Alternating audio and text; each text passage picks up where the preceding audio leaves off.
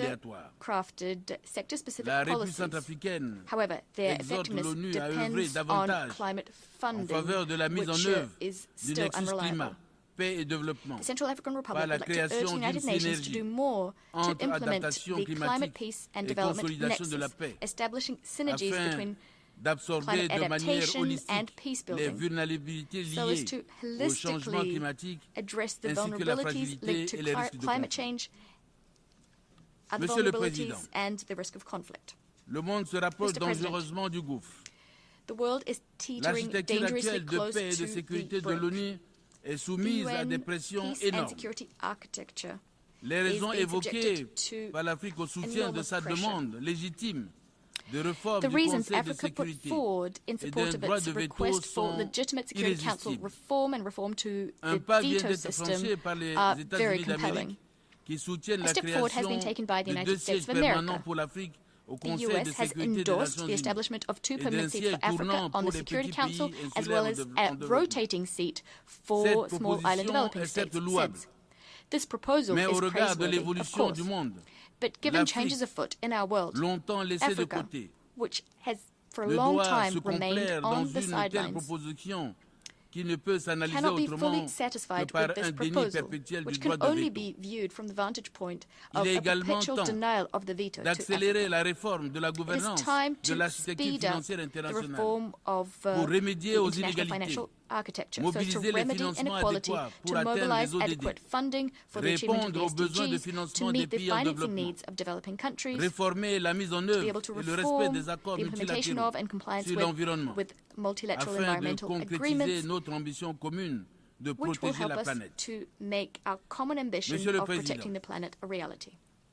Les démographes Mr. estiment President, qu'en 2050, Demographic la estimates moitié indicate de la that jeunesse in mondiale 2050, vivra en half Afrique of the world's global et la youth moitié will des live in 54 Africa. pays africains auront Also, vu leur half of population quasiment Africa's doubler. 54 countries would have Je seen their salue populations le almost pacte double. de l'avenir I auquel sont applaud the annexés pact for the le pacte future, numérique mondial as well as the Global et les Digital Compact déclarations sur les and the générations Declaration futures on Future adoptées lors du Generations, sommet de l'avenir.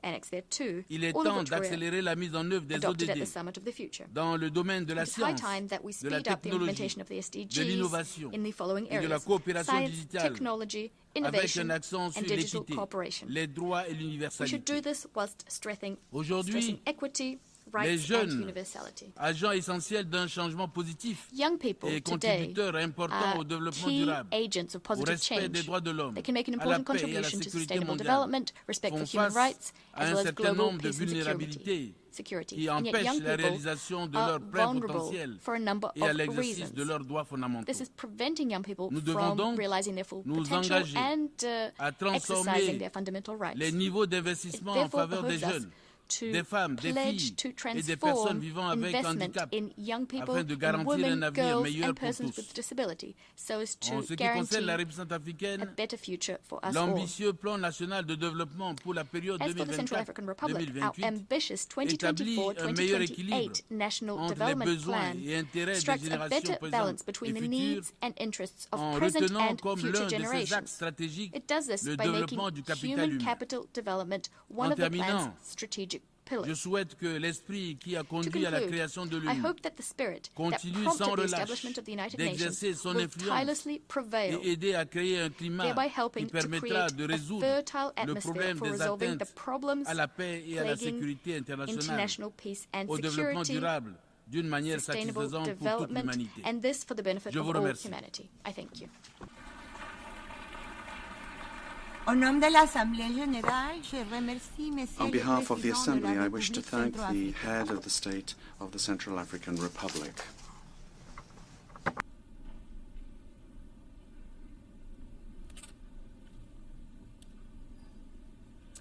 La Asamblea escuchará The Assembly ahora will hear an un address discurso del by His excelentísimo Excellency señor Mahmoud Mahmoud Abbas, President President del of the State of de Palestine.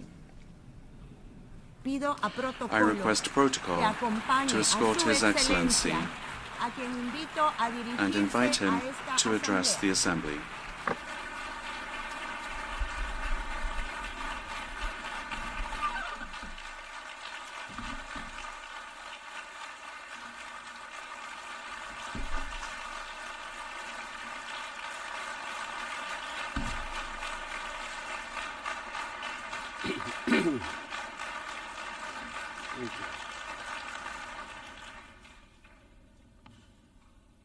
لن نرحل We will not leave. We will not leave. We will not leave. Palestine is our homeland. It is the land of our fathers, our grandfathers. It will remain ours. And if anyone were to leave, it would be the occupying usurpers. بسم الله الرحمن In the name of الرحيم. God, most gracious, most merciful. السيد فيليمون يانغ Mr. Philemon رئيس Yang, الجمعية President of the العامة General للأمم Assembly of the المتحدة. United Nations. السيد أنطونيو Mr. غوتيريش Antonio Guterres, الأمين Secretary العام General للأمم المتحدة. of the United Nations. السيدات والسادة Ladies and رؤساء gentlemen, وأعضاء الوفود. heads and members of الحضور delegations, الكريم. esteemed السلام guests, عليكم peace and ورحمة God's الله blessings وبركاته. be upon you all. آتي إليكم اليوم I come to you today وشعبي يتعرض منذ as my سنة people, and تقريبا for ولا almost a year زال now, لجريمة are من أبشع subjected جرائم to one of the العصر. most heinous crimes of our era. جريمة حرب شاملة crime of a وإبادة full-scale جماعية of genocide تشنها إسرائيل. that Israel is perpetrating. دولة الاحتلال. Israel, the جريمة occupying ذهب state, ضحيتها a حتى crime الآن that so أكثر far has من killed 40 more than ألف شهيد في غزة 40,000 فقط. martyrs in Gaza alone, ولا يزال الآلاف and تحت thousands الأنقاض. remain under the rubble. كما جرح أكثر A crime من 100 that has injured ألف more than آخرين 100,000 حتى هذا اليوم. others to this day, تسير.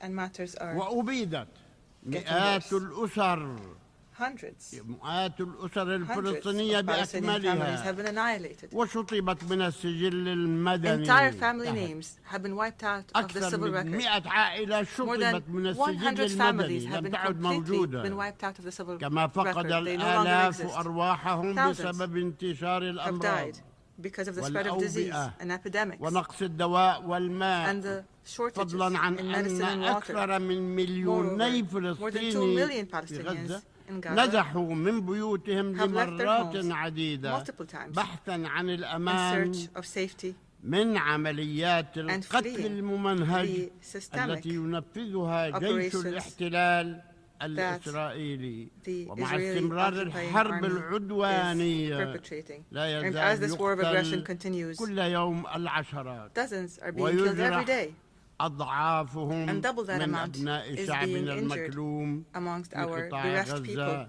in وفي the الضفة Gaza Strip الغربية and وفي القدس. in the West Bank and ولست in هنا Jerusalem. بصدد الرد على أكاذيب رئيس الوزراء I'm not here to الإسرائيلي respond to the lies of the في Israeli خطابه Prime أمام Minister, الكونغرس الأمريكي lies that في he said شهر in his speech يوليو before the U.S. الماضي Congress in July, حين زعم أن where he جيشه claimed لا يقتل that his المدنيين army does not kill الأبرياء في innocent غزة. civilians in Gaza.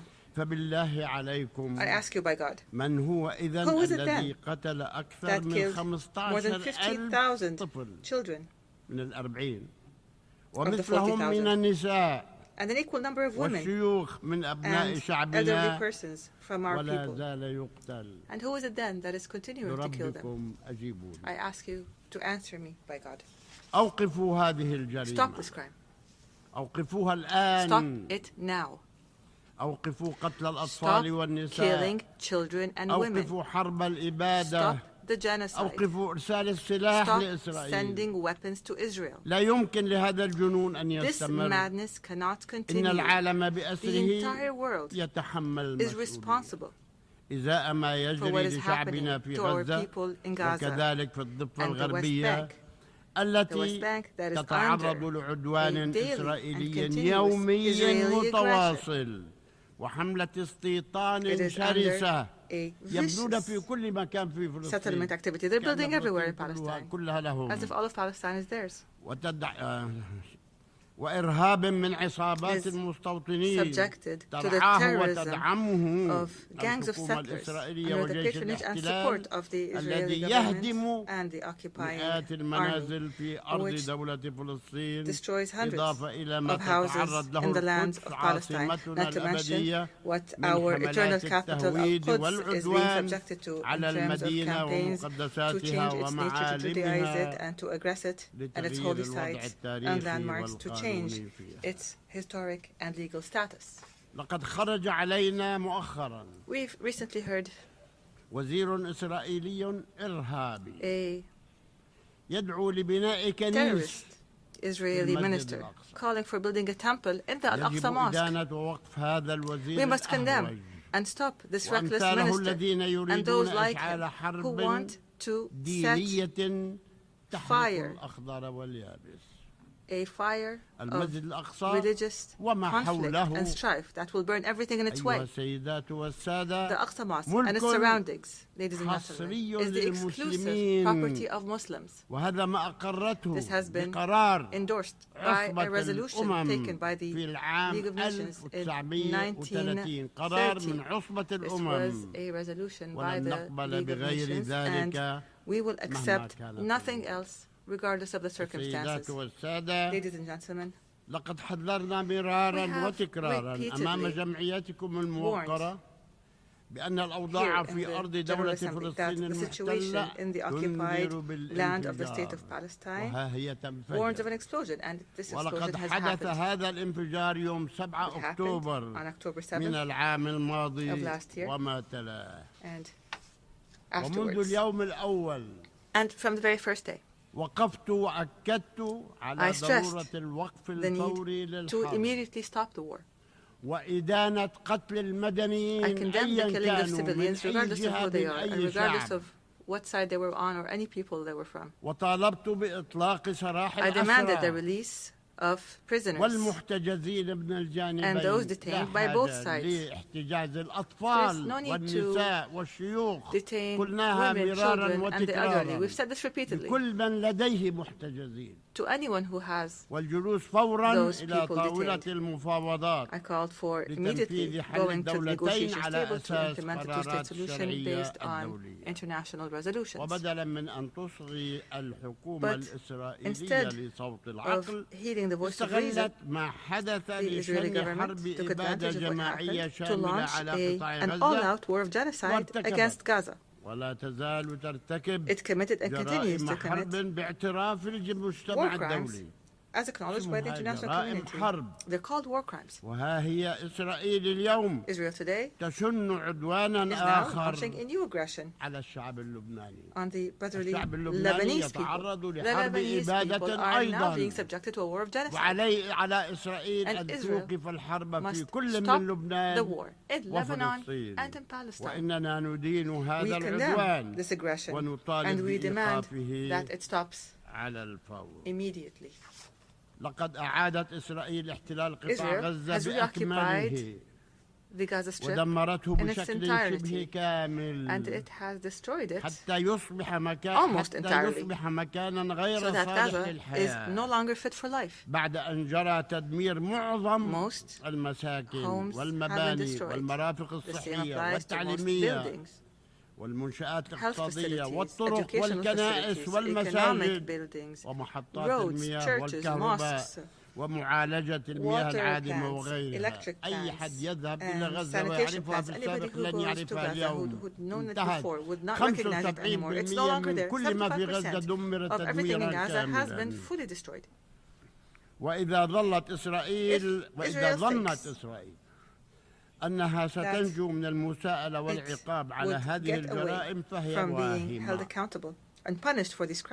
على المجتمع الدولي The international community must immediately impose sanctions on Israel.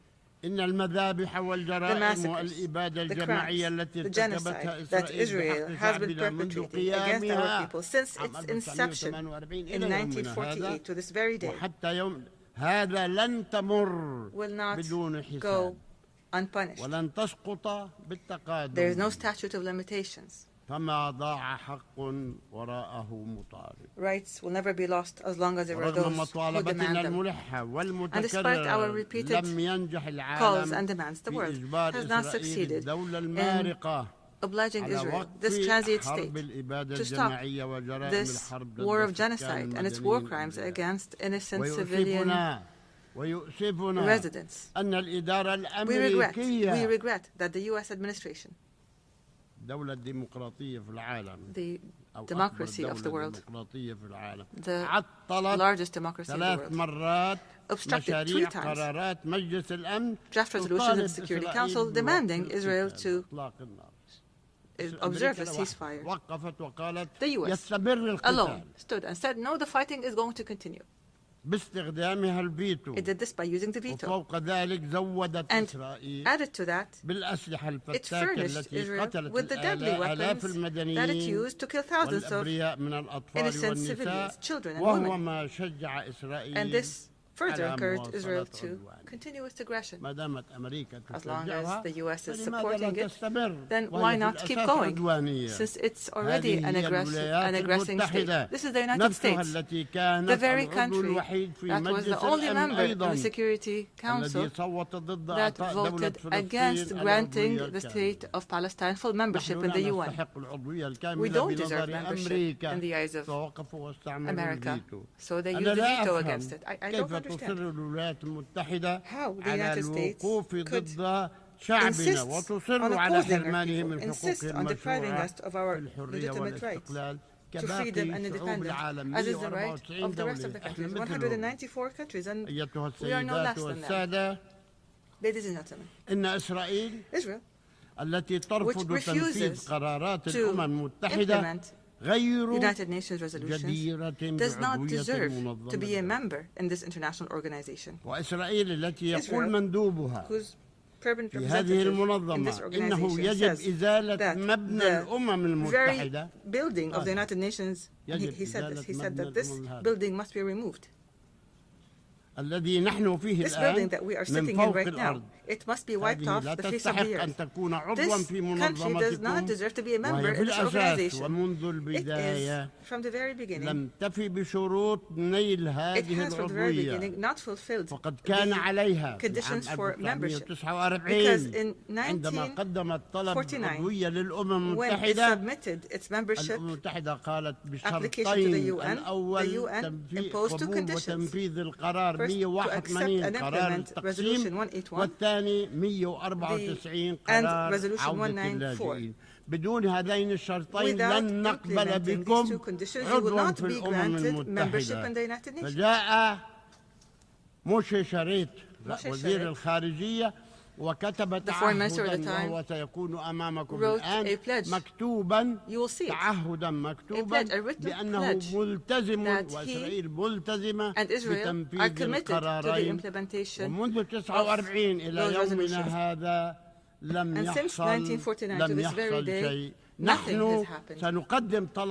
We are going to submit a request, an application to the General Assembly on this matter. And as I said, if you return, then we will return. If they do not step back, then we will do more. I take this opportunity to commend the member states of the United Nations that voted with more than a two-thirds majority in favor of the draft resolution submitted by the State of Palestine, supported by a large number of friendly and sisterly countries, to adopt the ICJ's historic advisory opinion issued on the 19th of July 2024 to end the illegal Israeli occupation of the State of Palestine in a period of 12 months. For the very first time, there is a specific time frame. We demand the implementation of this particular requirement, including an immediate cessation of annexation and settlement activities, dismantling of existing settlements, and evacuating settlers from Palestinian territories. There's 600,000 settlers, and they're living on our land. Why don't they go back to their homes? We must give reparations to Palestinians and for damages that were a result of the unlawful policies and the practices of the occupation and many other such issues that were mentioned in the ICJ's advisory opinion. We want what the ICJ stated and what the entire world accepted in the General Assembly with a vast majority. تفوق الثلثين. that far exceeds a إننا two-thirds نعول majority. كثيرا على قراركم. And Israel must be made هذا to الذي implement يجسد it. الإرادة الدولية We rely ومبادئ on this القانون الدولي resolution, وعلى which is the الآليات embodiment التي of international اعتمدت will في and هذا the principles of الشأن international law لضمان and التنفيذ. the mechanisms that were adopted in this regard to guarantee implementation. هذا We hope القرار that this من resolution قرار would be التي implemented. اتخذت Of the بحق 1,000 الشعب الفلسطيني resolutions منذ taken 48 on the اليوم Palestinian ولم people since ينفذ منها قرار. 1948 until this very day, and not a single one has been والسادة، implemented yet. إنني Ladies and أشعر اليوم gentlemen, today بالامتنان I feel أيضا very grateful as well. وأنا أرى As هذا I التحول see this الكبير large, great shift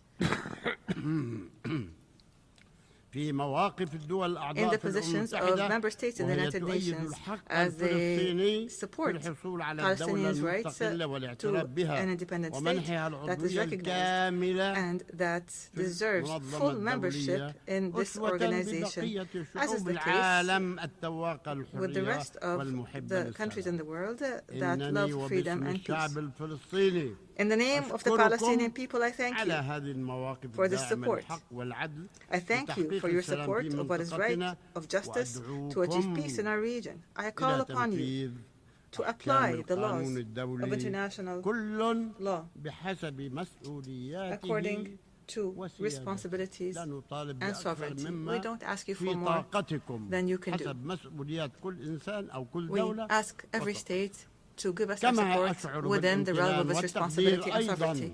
I also express our gratitude and للاحتجاجات appreciation المعارضة for the demonstrations لحرب الإبادة على غزة that spoke against the والمناصرة genocide للحق in Gaza الفلسطيني and that supported Palestinian التي rights جرت وتجري that have been taking في place جميع أنحاء throughout العالم the بما world, في ذلك including الشعب الأمريكي the وأقر، American نعم، people. And الشعب I acknowledge the الأمريكي American يقوم people بهذه المظاهرات وهذا are ونحن ممتنون له marching in the وشاكرون streets in these والدول demonstrations, and we are الأوروبية grateful to them. والمتضامنين الشرفاء We appreciate الذين what is happening يأتون in إلى European فلسطين countries and the noble مخاطرين supporters that come to بحياتهم Palestine, risking their من lives إسرائيليين عليهم as وأترحم في Israelis هذا attack them. السياق And here على I would المناضلة like الشهيدة to make المواطنة special mention التركية of the الأمريكية Turkish-American martyr التي Aisha قتلها Noor, جيش الاحتلال killed by the occupation army in cold blood. وأقول لهؤلاء I say to إن those, الشعب the الفلسطيني لن Palestinian ينسى people لكم will not forget مواقفكم your honorable المشرفة stand. وسوف We will remember نذكركم you بكل فخر proudly واعتزاز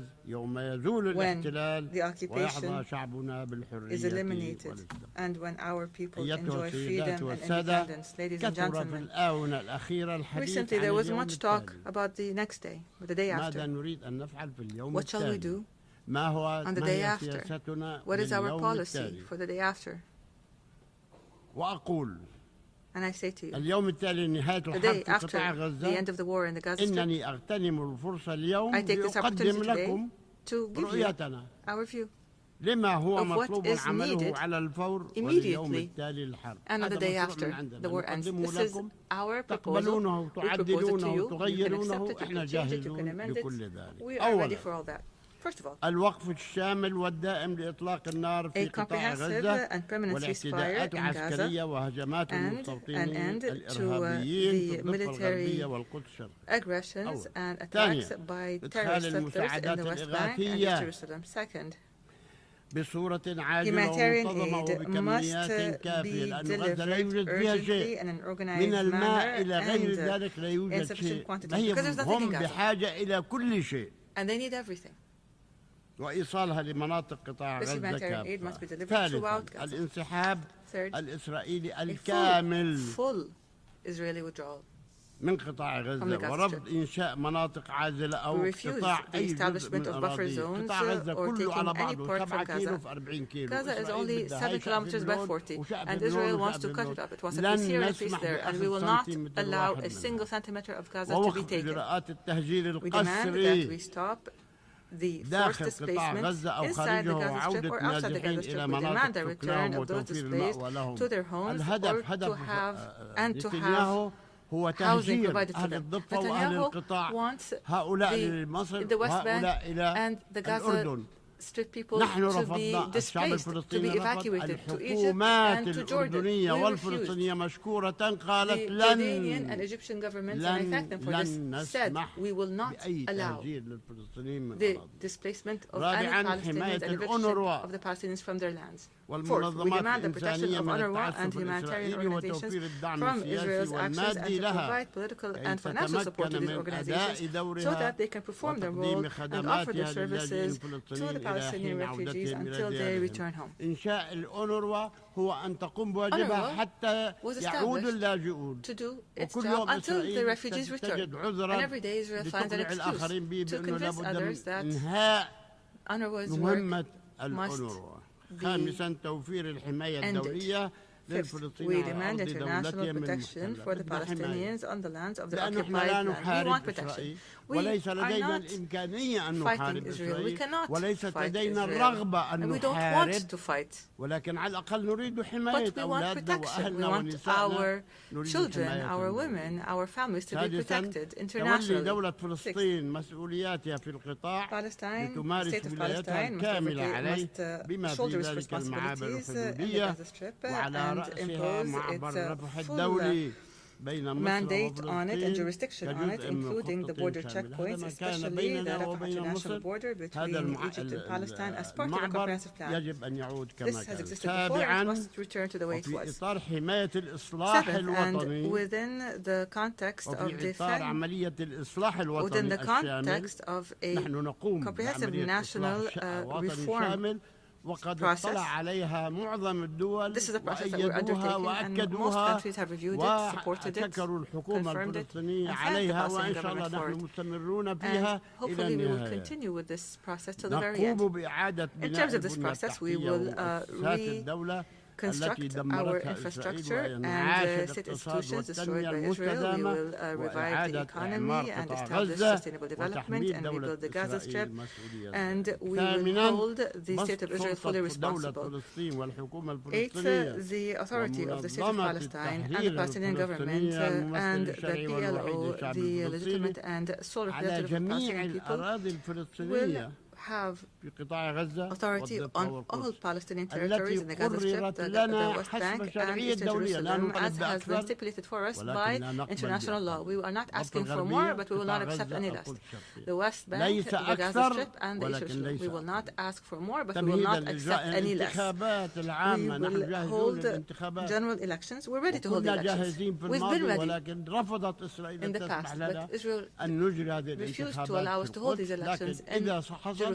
But if this were to happen, we're ready to hold these elections and to form a Palestinian government in accordance with the results of these elections. Ninth, we will continue to mobilize the largest possible international support so that the state of Palestine can achieve full membership in the United Nations as soon as possible. What do we lack to be sitting amongst you? What do we lack to be on the same footing as 194 official member states in the United Nations? We have the land, we have the authority, we have the people, we have the culture, we have the knowledge, we have everything that we need. We ask you to help us. 10th, the full implementation of the General Assembly resolution on the advisory opinion that we mentioned, issued by the International Court of Justice in a manner that will lead to the end of the occupation in 12 months, as stipulated by the resolution, as set by the advisory opinion. Number 11, hold an international peace conference under the auspices of the United Nations within a year to apply the two-state solution. So we hold this international conference so that we would resolve all the problems that remain between us and Israel. By the way, we recognize the state of Israel, but Israel doesn't recognize us. We want a solution that would protect both countries, the state of Palestine and the state of Israel, so that they can coexist in peace, stability, and security. Number 12, to adopt international peacekeeping forces by virtue of the Security Council resolution between the states of Palestine and Israel to guarantee the security of both countries. We call for guaranteeing the security of both countries. These are the elements of our vision for the day after, for today and for the day after the war ends in the state of Palestine in general. And I call upon you to adopt this plan and to provide all the necessary means to guarantee its success. Ladies and gentlemen, a few weeks ago, I declared that I've decided to lead a Palestinian delegation to the Gaza Strip so that we can stand by our people who have been exhausted by the Israeli genocide war. I call upon you to support this decision by issuing a United Nations decision resolution by the United Nations here by pressuring the occupying government so that it would not obstruct this effort. And here I welcome any state, any party that wants to join us in this visit. We'll be happy to go with you to Gaza so that we could all see the tragedies that are taking place. I salute our heroic people that are sacrificing all that is precious for Palestine. In the Gaza of sacrifice, in the West Bank of solidarity, of Al-Quds, which is our crown jewel, and our capital. We salute our people in the diaspora and the refugee camps, to our brave prisoners in Israeli prisons. 6,000 prisoners. Israel arrests whoever it wants. Those prisoners whose dignity is being violated every day.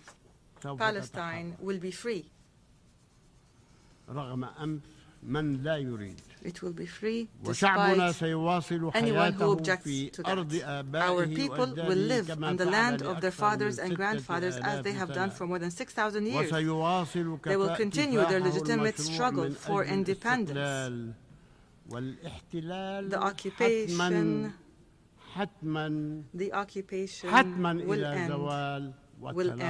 will end. God's and peace blessings be upon you.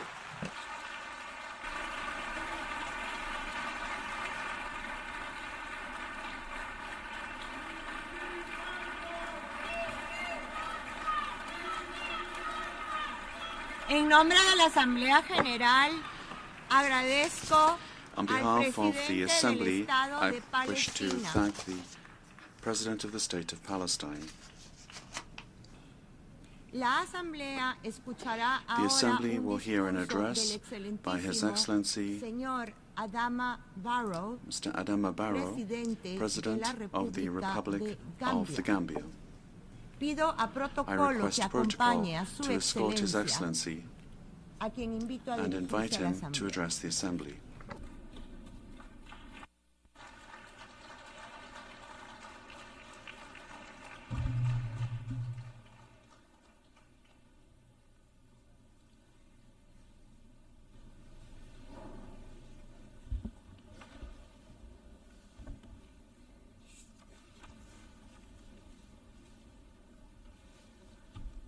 President of the 79th session of the UN General Assembly,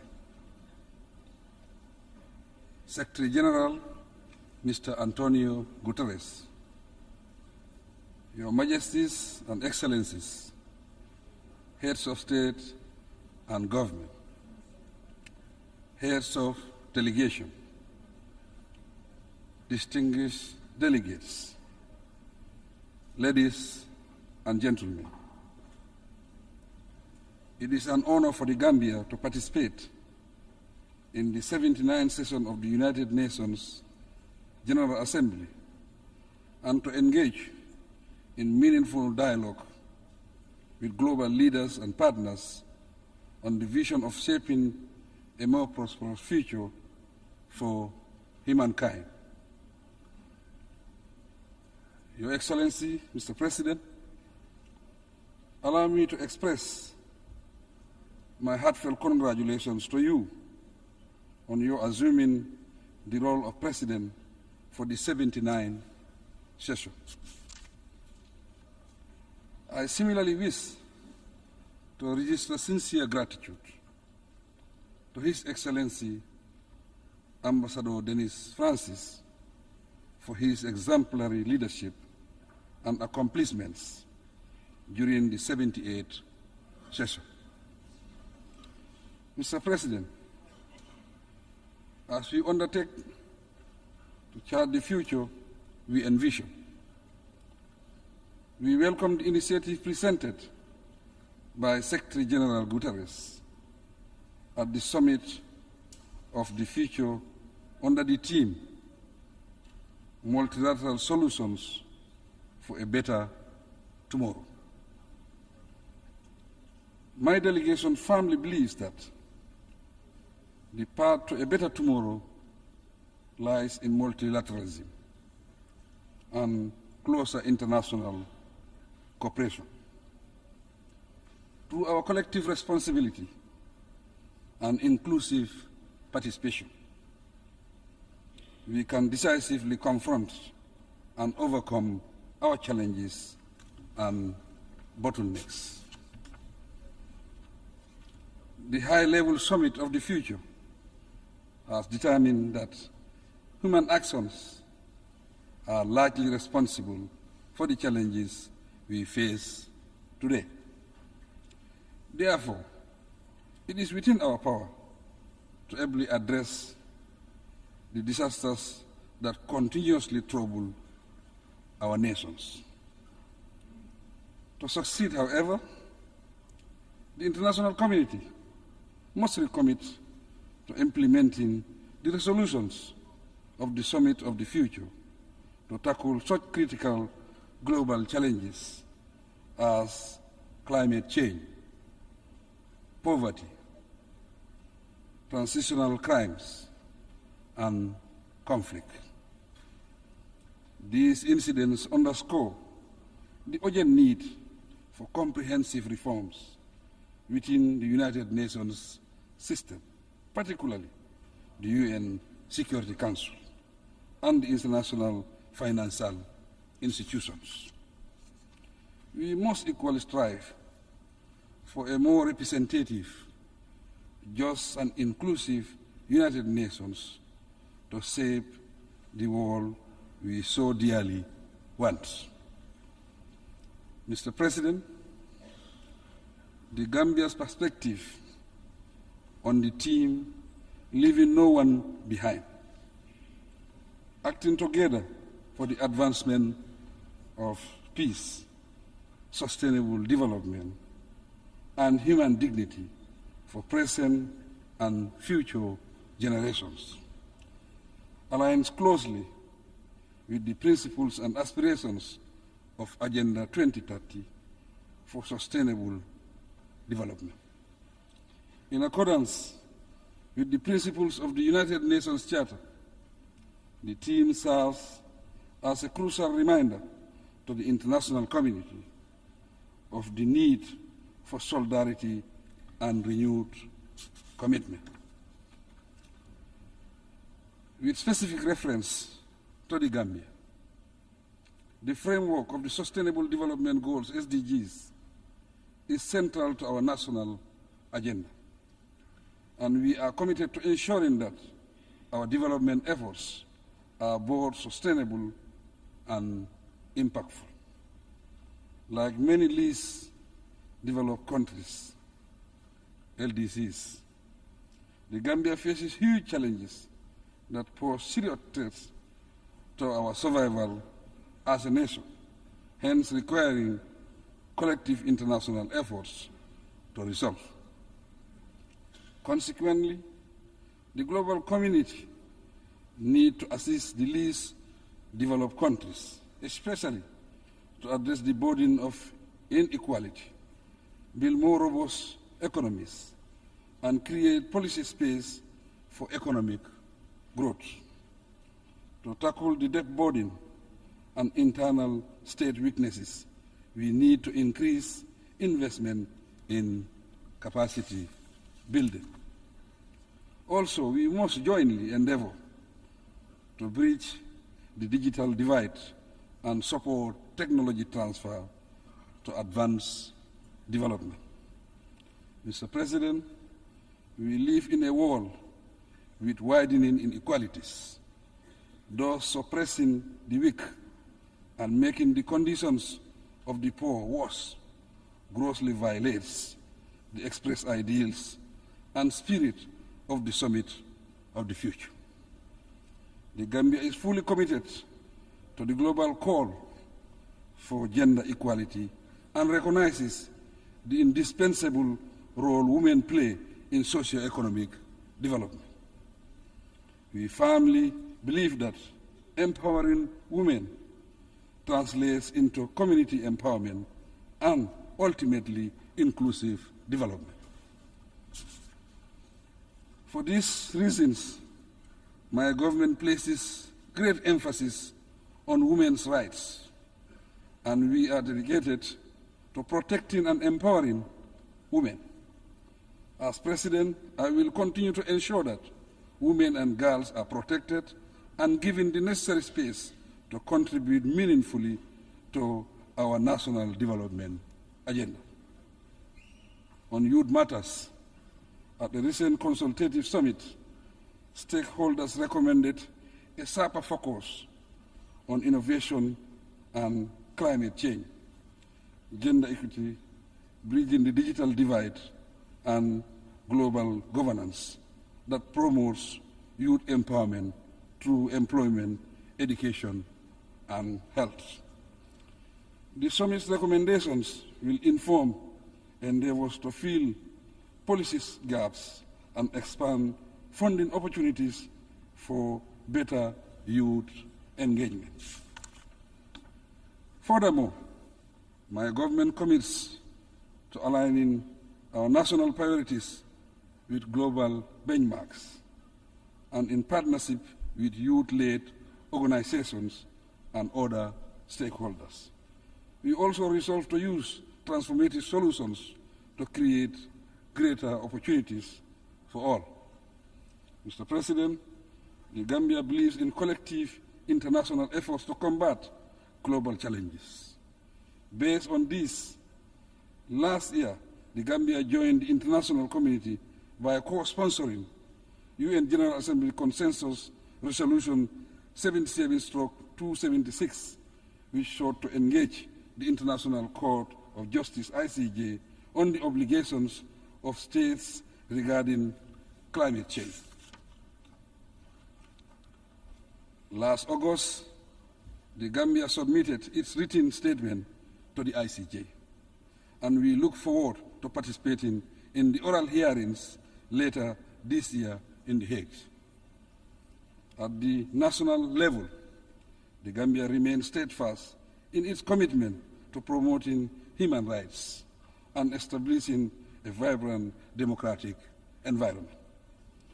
The establishment of a National Human Rights Commission and entrenchment of a free, independent, and impartial judiciary provide a solid framework and a sense of security for our citizens, thus ensuring they have a place to seek redress for injustice.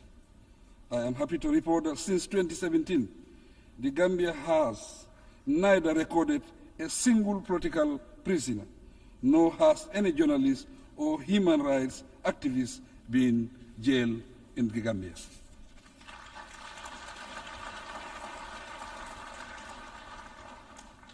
Proudly too, in August 2024, the Gambia was recognized as one of Africa's leading defenders of freedom of expression and ranked third in Article 19's Global Expression Report 2024.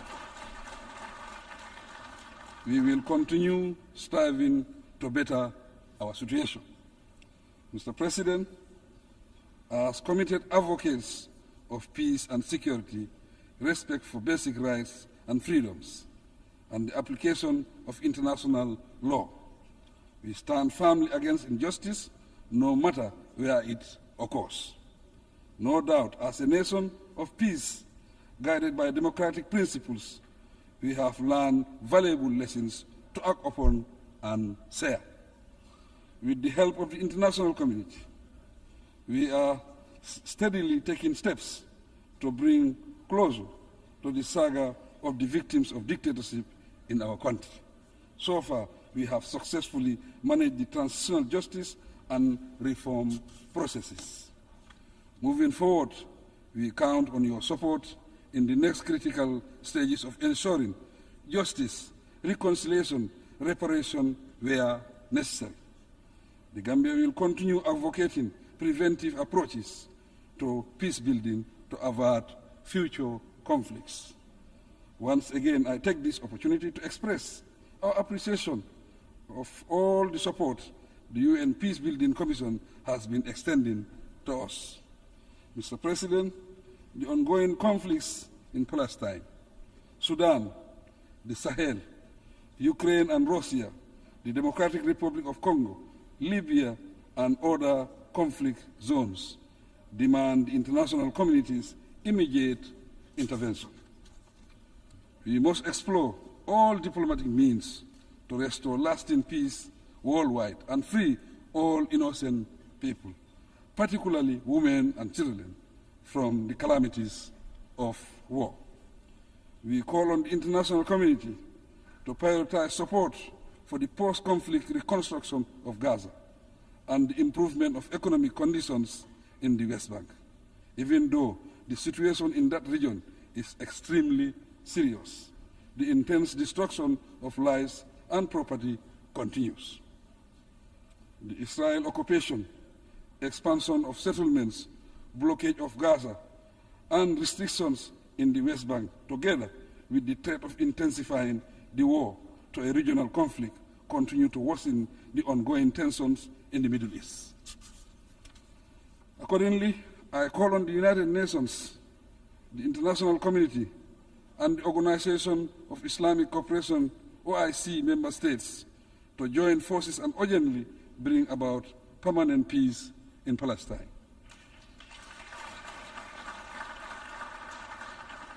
Through recognized structures, I am, as chair of the OIC, committed to stepping up efforts and exploring every possible diplomatic and peaceful channel to resolve the Middle East crisis.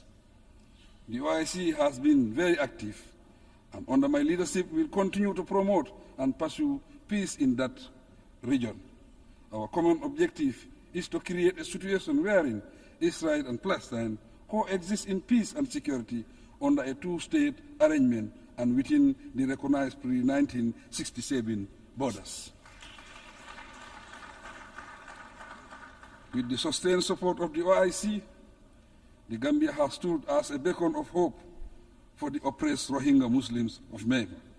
Despite relentless efforts over the past 5 years, the oppressive regime of Myanmar has intensified its oppressive campaign through forced exile and unspeakable acts of violence. During my current 3-year tenure as OIC chairman, my office will be available also for dialogue to bring lasting peaceful relations between Iran, its immediate neighbors, and our Western partners.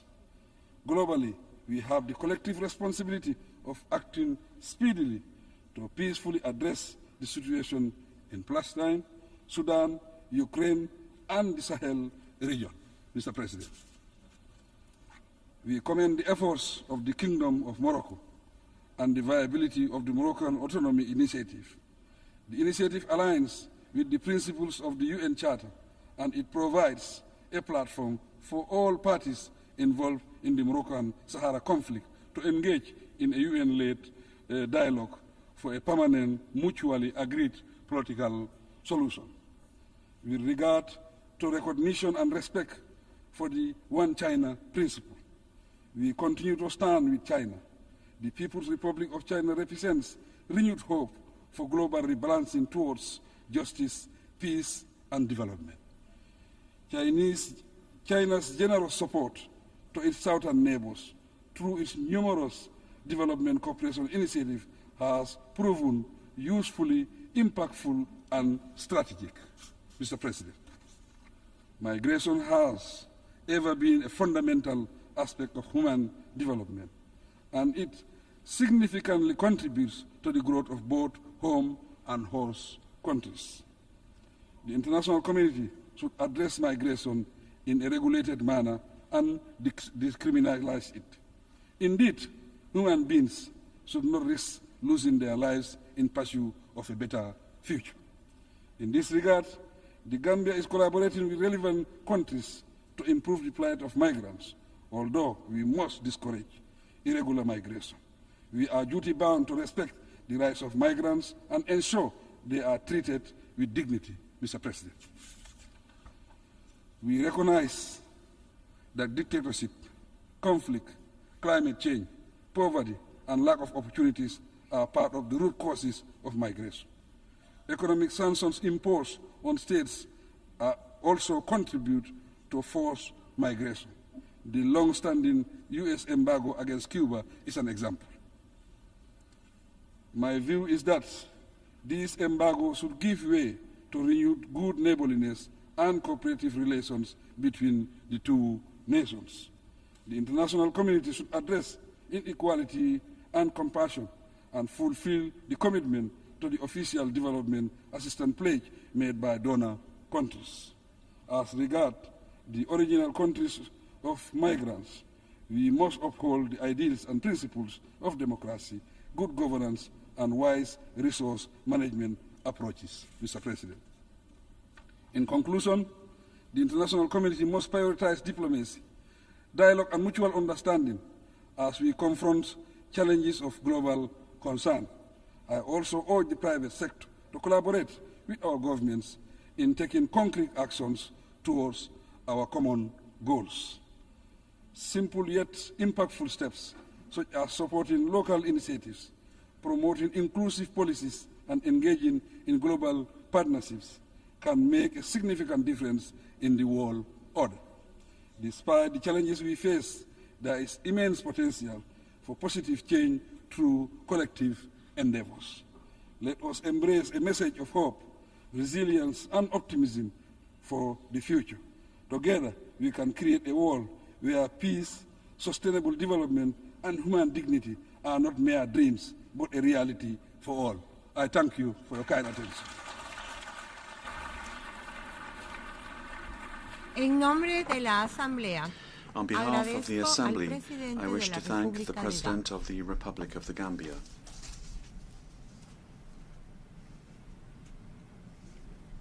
La Asamblea escuchará ahora the Assembly will hear an address by His Excellency Edgar Leblanc Fils, President of the Presidential Council of the Transition of the Republic of Haiti. I request protocol to escort His Excellency and invite him to address the Assembly.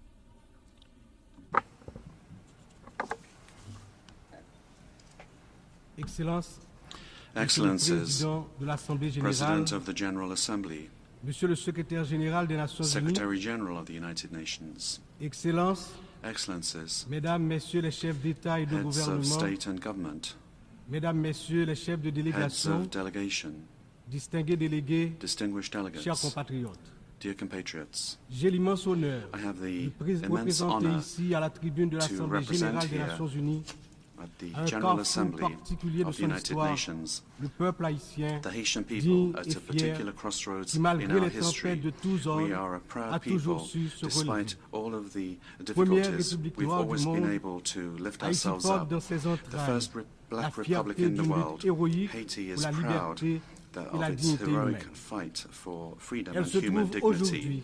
Today, à un carrefour we décisif. find ourselves at a C'est donc decisive avec le poids de cette crossroads. histoire It is et with the l'espoir weight d'un of this avenir history meilleur on our shoulders that we que je have a m'adresse à hope vous for a better en future. appelant à la solidarité This is how I agissante address you today, de la communauté calling for internationale. solidarity on the part of the international community. Permettez-moi tout d'abord Allow me, d'adresser mes firstly, chaleureuses to félicitations address my warm à vous, congratulations Son Excellence to Philemon you, Yang, Excellency ancien Premier Philemon ministre Yang, du former Cameroun, Prime Minister of pour votre Cameroon, élection en tant and que congratulate you président on your de election cette as 79e President session of the de l'Assemblée 79th Générale. session of the General Assembly.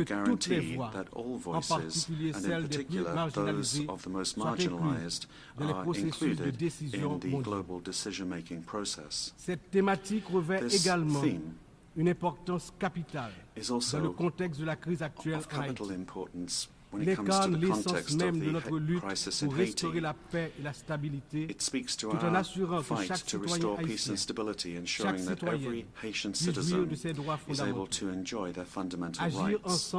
Acting together, as underscored by the theme, is essential for Haiti because our recovery can only happen with this international solidarity.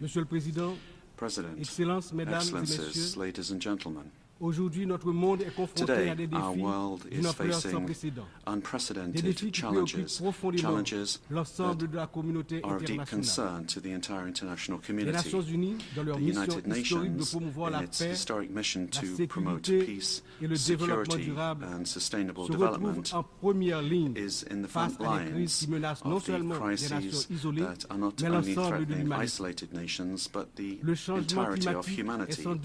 Climate change undoubtedly is one of the great perils of our time. According to recent data of the Intergovernmental Panel on Climate Change, global temperatures have already increased by 1.1 degrees Celsius since the pre-industrial era. This increase has led to an increase in intensification of climate phenomena such as hurricanes, droughts, and floods, disasters which particularly affect the most vulnerable nations such as Haiti. In 2023, the United Nations Programme for Development estimated that more than 100 million additional people risk descending into poverty between now and 2030 due to the effects of climate change. For Haiti, which is part of the countries that emit the least greenhouse gases, but which experiences the most devastating impacts of this global crisis is making it even more difficult for us to guarantee food security, access to drinking water, and economic stability. Armed conflicts also continue to sow destruction and to ravage human lives. According to the High Commissioner of the United Nations for Refugees, the number of people forcibly displaced was 110 million in 2023. That's the highest figure that we've ever seen. Whether it be in Syria, in Ukraine, or in the Sahel region, these prolonged conflicts are exacerbating poverty, destroying vital infrastructure, and leading to massive flows of refugees. The world cannot remain inactive when millions of men, women, and children are fleeing violence in search of security and dignity. The commitment of the international community is more necessary than ever before in order to find diplomatic solutions and to promote peace initiatives. Another major challenge relates to economic inequality, which continues to get worse. According to the Human Development Report 2023 of the UNDP, almost 1.2 billion people are still living in multidimensional poverty, namely that they lack access to essential services such as health, education, and conditions for a decent life. The COVID-19 pandemic has worsened these inequalities, pushing millions of additional people into poverty. For nations such as Haiti, this impact has been devastating. With a high level of poverty, the country is facing profound structural challenges, but these inequalities are not just a Haitian problem. They are a global problem which requires global economic reform. Moreover, the challenges linked to food insecurity have become worse in recent years. According to the United Nations Food and Agriculture Organization, FAO, more than 735 million people in the world suffered from famine in 2022, an alarming increase that reflects the disruptions caused by conflicts, economic crises, and climate change. Haiti, unfortunately, is no exception to this. The World Food Programme recently underscored that almost half of the Haitian population is in a situation of acute food insecurity.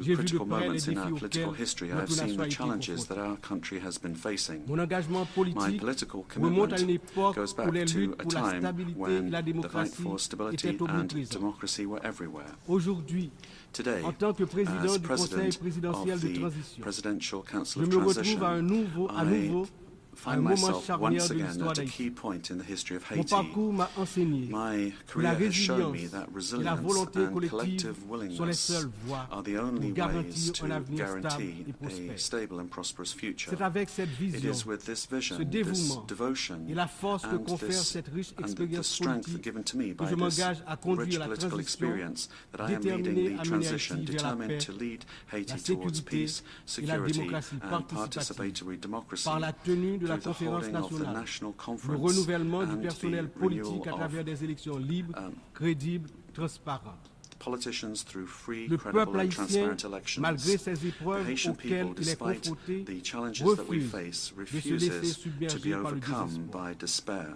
The challenges are unprecedented, devastating violence, political instability that is persistent, a precarious situation virtually everywhere, and a humiliating level of poverty that challenge the Haitian people's capacity for action and their intelligence. In the middle of this storm, we understood that we had to take a brave decision, that of coming together, becoming unified despite deep differences in order to rise up again in full confidence towards an exit to the multi-dimensional crisis that has been afflicting us now for far too long. The creation of the Presidential Council of the Transition is how we put this decision into force. It's a tangible example of this willingness to become reconciled with ourselves. This council, which brings together organizations of civil society and the entire political spectrum, is the fruit of long negotiations. It is the embodiment of the plurality of Haitian society. Its roadmap is clear: to restore public order, to hold free and transparent elections at the end of 2025, to restore trust in the institutions of the state. In order to do this, we, those that bear responsibility at the highest levels of the state, know that we will need the support of the international community. But first and foremost, we have to be able to count on ourselves, on our resilience, our capacity to overcome differences and internal divisions. It is important to stress that the resolution of Haiti's problems lies above all on the shoulders of the Haitian people. It is our duty as a sovereign nation to take our destiny in our hands and to overcome divisions and together build a future of peace and prosperity. However, this responsibility is not just our own. The international community, the United Nations, the foreign powers that very often played a decisive role in the history of Haiti have also got their essential part to play in this restoration of peace, economic recovery, and the institutional development and the establishment of the rule of law. In this sense, the failure of Haiti to recover is not that of just one nation. It is a collective failure, a global inability to fully respect the principles of solidarity, justice, and international cooperation. It is together with a shared sense of responsibility and renewed commitment that we will be able to transform this crisis into an opportunity to embark upon a sustainable path to peace. Today, Haiti is facing an unprecedented security crisis. The increase of armed gangs, generalized violence, and political instability have plunged the nation into a state of extreme vulnerability. Citizens live in fear, unable to move around freely throughout the country, to go and work or send their children to school without risk, particularly in the capital Port-au-Prince. This situation is affecting all aspects of Haitian society. It's weakening institutions, paralyzing the economy, and it's undermining hope in a better tomorrow. The future of the country is under threat. 50% of gang members from the capital region are made up of children and young people, girls and boys. They very often serve as cannon fodder during operations against the police. They are subject to serious violations of all kinds, including sexual violence. This abuse and violence exercised against children and young people, teenagers, must be considered as a crime against humanity, given the consequences that this has on future generations. The restoration of national security is an absolute priority for the Haitian authorities. They are fully committed to putting an end to this spiral of violence and to restoring order in order to guarantee every citizen the fundamental right that they have to security. They are aware that peace and stability are the indispensable foundations that will enable Haiti to rebuild and restore trust in its institutions and to ensure the socio-economic development of its people. With this in mind, the decision of the Security Council to authorize the deployment of the multinational security support mission through Resolution 2699 was a direct response to the calls of the Haitian people. This mission, although it is not a classic UN force, embodies the commitment of the international community to support Haiti in its fight against insecurity. I would like, on behalf of the Haitian people, to express my profound thanks to the contributing countries, particularly Kenya, for having accepted to take on the leadership of the mission, as well as to all countries that have provided their support. The national security forces, with the support of the mission, have already demonstrated tangible results on the ground, making it possible for the population, little by little, to see normal life restored, but a lot still remains to be done. Haiti has hosted several United Nations missions over the last 3 decades, particularly MINUSTAH. Although some of these missions have helped to temporarily stabilize the country, they have also left behind a heavy heritage of consequences. Allegations of serious violations of human rights have eroded the trust of the Haitian people. The lack of prosecutions and reparations for the victims have reinforced a sentiment of impunity, undermining the efforts at rebuilding. Nevertheless, it's never too late to act and to learn lessons from the past. By rethinking the approach, we have the opportunity to boost the reputation of international missions in Haiti and to build a future that is better for the Haitian people. It is in this spirit that we would like to see a thought being given to transforming the security support mission into a peacekeeping mission under the mandate of the United Nations. This transformation would make it possible not only to secure more stable funding and to extend the capacity of the mission, but also it would make it possible to strengthen the commitment of member states to security in Haiti. I am convinced that this change of status, whilst recognizing that the errors of the past cannot be repeated, would guarantee the full success of the mission in Haiti. Excellencies, ladies and gentlemen, today I stand before this Assembly as the voice of the Republic of Haiti, a country whose history is inextricably linked to the ideals of freedom and justice that we all celebrate here. But Haiti, the first independent black nation of the world, today is the greatest victim of a historical injustice which has not only delayed our development, but has also saddled our people with a burden, the repercussions of which we still feel today. In 1825, just 21 years after having won its freedom at the cost of a heroic fight, Haiti was forced to pay a colossal debt to France, the colonizing country, in exchange for recognizing its independence. This ransom, imposed under threat, siphoned off resources of the young nation, plunging it into an infernal cycle of impoverishment, which it still struggles to overcome. This debt was a form of punishment for our audacity in throwing off the chains of slavery and raising up Haitians to claim their human dignity. It was an unjust penalty which asphyxiated the economic and social potential of the black people of Haiti for generations.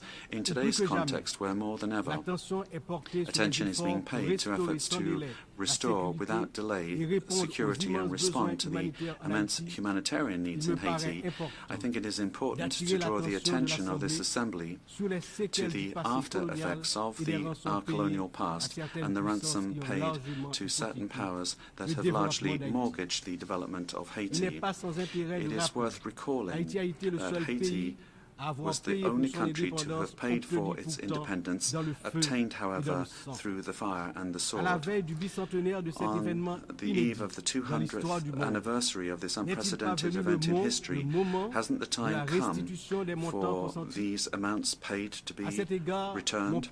In this regard, my country welcomes the proposals made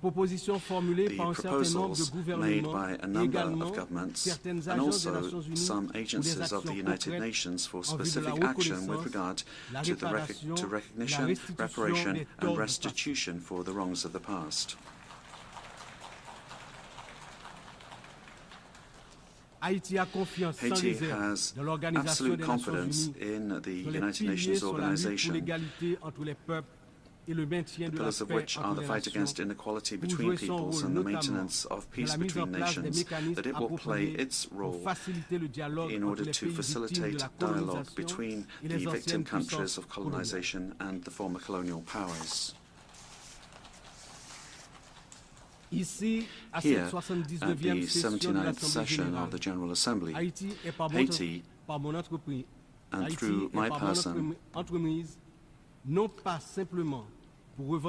Haiti is not only here to request reparations, but to ask a question of principle, that of imminent justice. My approach is resolutely committed, structured and well documented. The National Committee for Restitution and Reparation, in cooperation with CARICOM's Restorations Commission, has already undertaken exhaustive work on this subject. We demand recognition of the moral and historic debt and the implementation of just and appropriate reparations which will make it possible for our people to free themselves from the invisible chains of this unjust past. Excellencies, ladies and gentlemen, history teaches us that nations do not rise up in isolation, but by unifying forces in resolute commitment to build a better future. Haiti, this land that has offered the world a symbol of unshakable freedom and which has helped several nations to throw off their yoke of barbaric colonialism, is not looking for charity, but justice. Respect.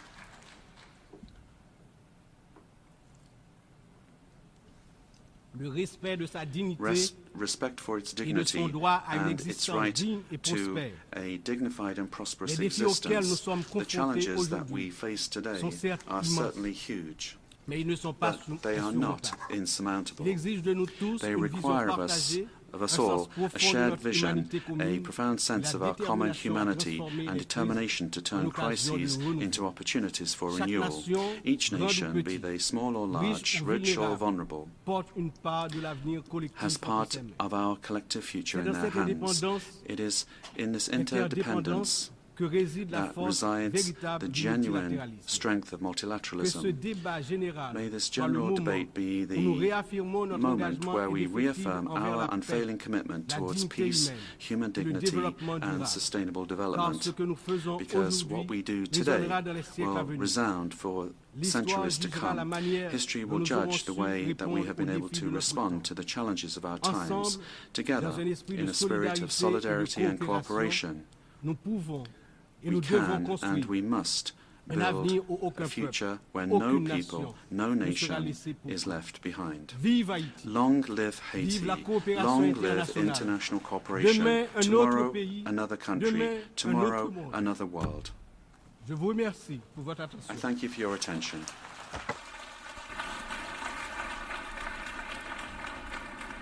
On behalf of the Assembly, I wish to thank the President of the Presidential Council of the Transition of the Republic of Haiti. Seguidamente, la Asamblea escuchará The Assembly will hear an address by His Excellency Abdel Fattah al-Burhan Abdel Rahman al-Burhan, President of the Transitional Sovereign Council of the Republic of the Sudan. I request protocol to escort His Excellency and invite him to address the Assembly.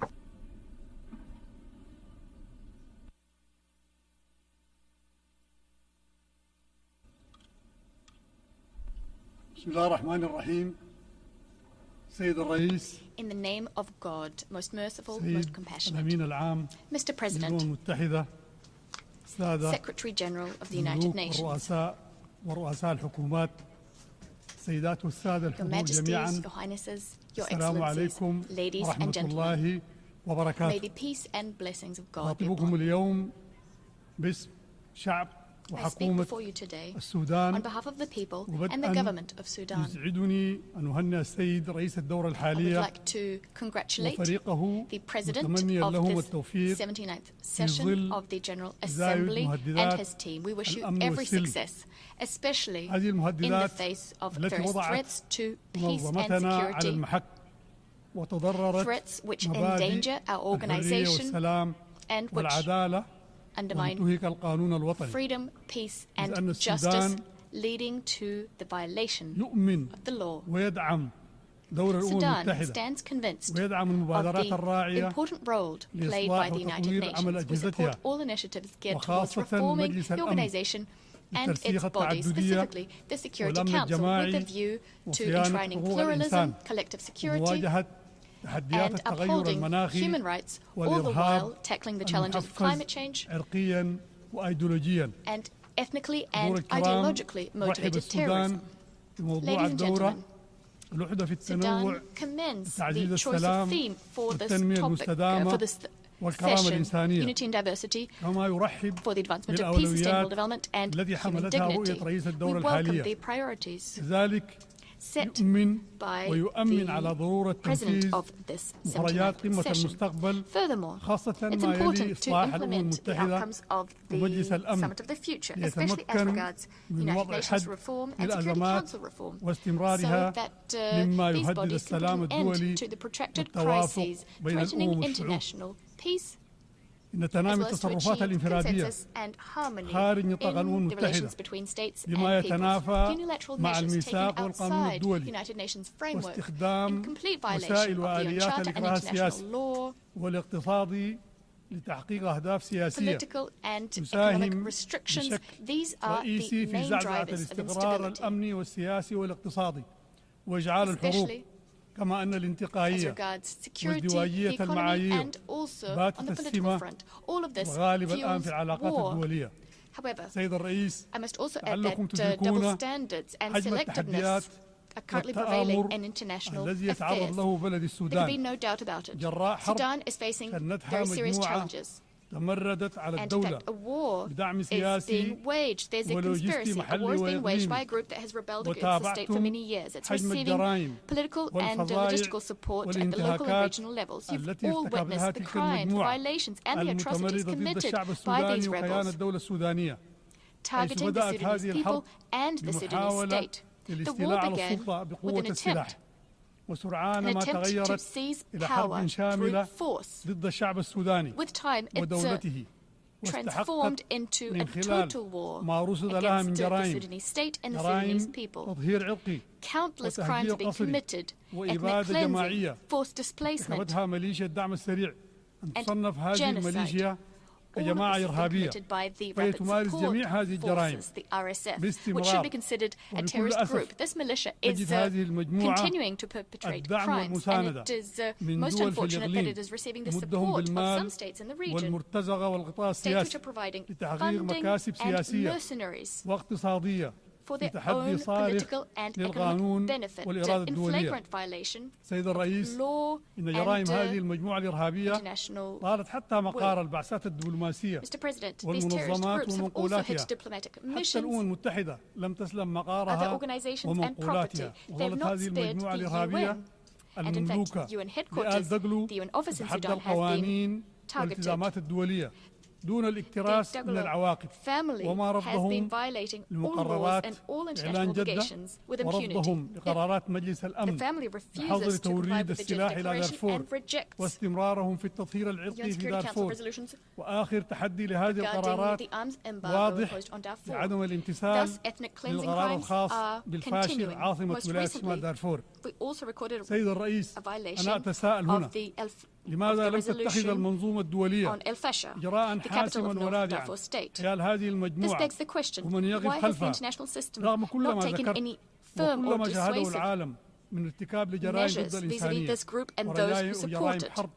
Despite everything that's been done, all the crimes we've witnessed, crimes against humanity, war crimes, despite their refusal to implement Security Council resolutions and decisions adopted by regional organizations, all the more reason to call for Security Council reform to avoid this policy of impunity and double standards becoming key characteristics of this organization.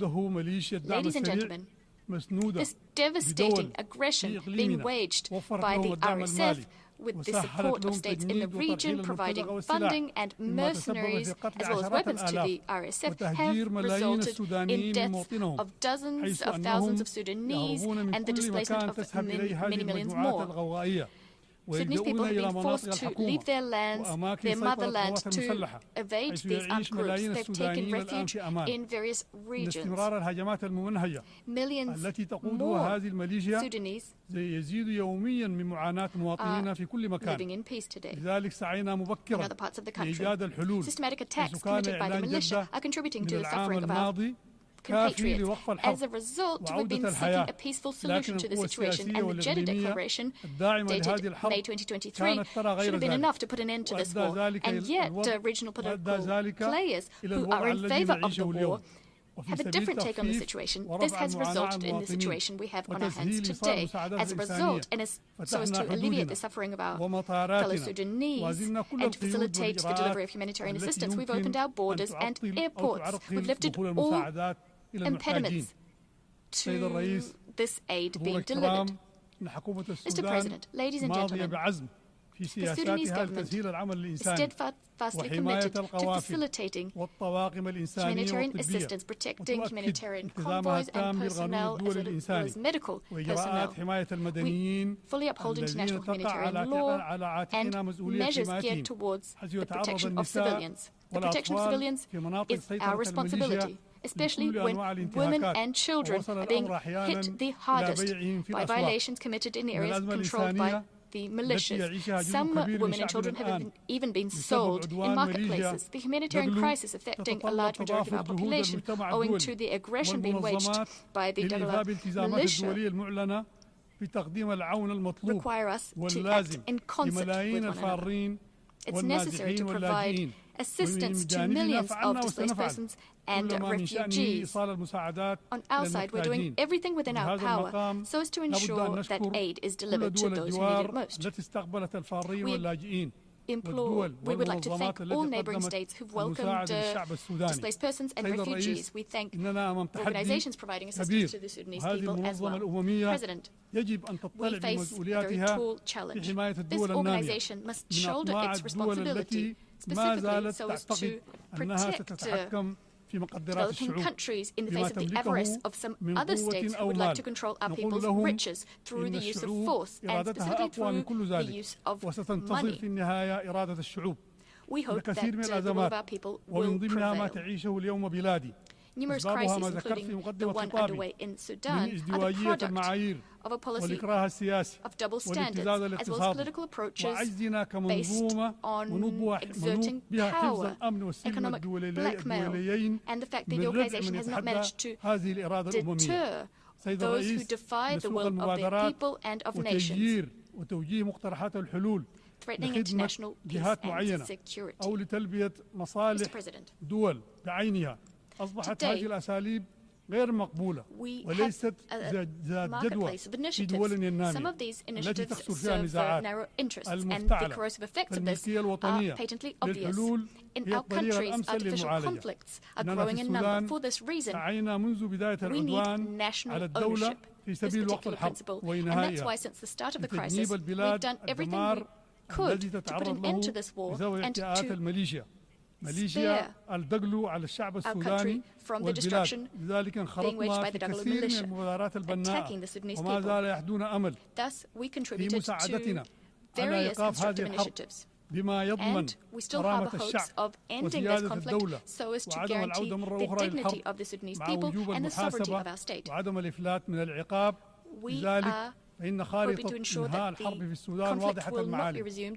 أولا يجب أن تنتهي العمليات القتالية ولن يتم ذلك إلا بانسحاب الميليشيا المتمردة من المناطق التي احتلتها وشردت أهلها وتجميعهم في مناطق محددة وتجريدهم من السلاح ليتمكن المواطنون من العودة إلى مناطقهم حيث يسهل وصول المساعدات إليهم وتفتح الطرق والمطارات وتعمل وسائل الإنتاج.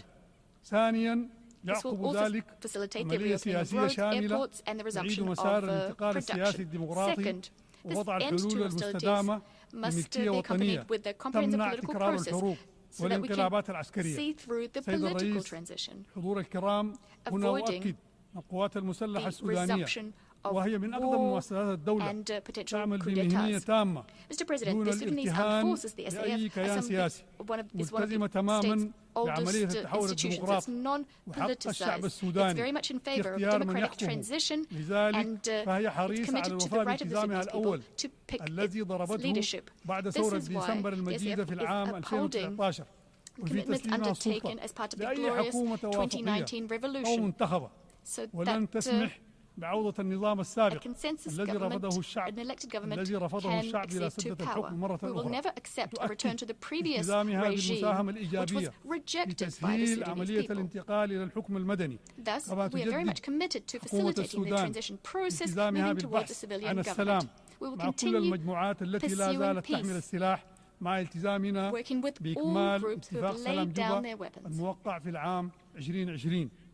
سيدات والسادة، في ظل هذه الحرب ظلت القوات المسلحة السودانية ملتزمة بالقانون الدولي الإنساني واتفاقيات وبروتوكولات جنيف وبذل أقصى الجهود لحماية المدنيين وتسهيل المساعدة في إيصال العون الإنساني لمختلف مناطق السودان. نقول لكم سيد الرئيس أننا في حكومة السودان مستعدون للانخراط في أي مبادرة تنهي هذه الحرب متى ما كانت هذه المبادرة تدعم الملكية الوطنية للحل وتنهي احتلال الميليشيا المتمردة للمناطق المختلفة وبما يضمن كرامة الشعب السوداني ووحدة وسيادة الدولة على أراضيها خطوة أولى وضرورية لاستعادة المسار الديمقراطي. ولن يكون مقبولا لحكومة وشعب السودان مشاركة أي دولة أو منظمة دعمت الحرب وشاركت في قتل السودانيين وتجنيدهم سواء بالإمداد بالسلاح أو تسهيل عبوره أو قدمت Organizations who have supported the war, states who have supported the war and massacres of the Sudanese are taking such initiatives.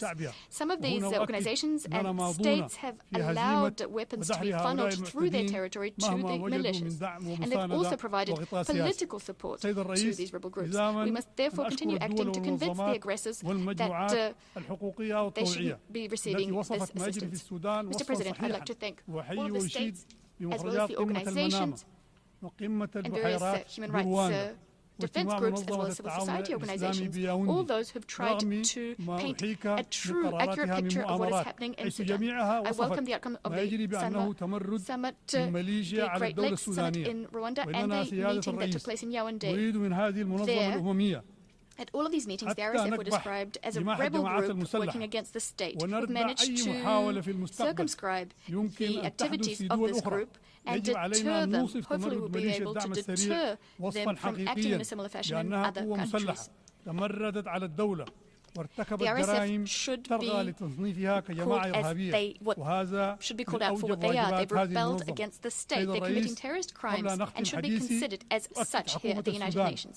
Mr. President, before I conclude, I'd like to reassert our position vis-à-vis the issue of Palestine and the right of the Palestinian people to establish an independent state within 1967 borders. It's necessary to put an immediate end to the aggression being waged in Gaza and in Lebanon. We also call for Palestine to become a fully fledged member of the United Nations. By way of conclusion, we'd like to extend our gratitude to all those who've supported us through these testing times. Millions of Sudanese still need your help. Thank you very much, Mr. President. I'd like to reiterate that the will of the Sudanese people will prevail. May the peace and blessings of God be upon you all. I thank you. On behalf of the Assembly, I wish to thank the President of the Transitional Sovereign Council of the Republic of the Sudan.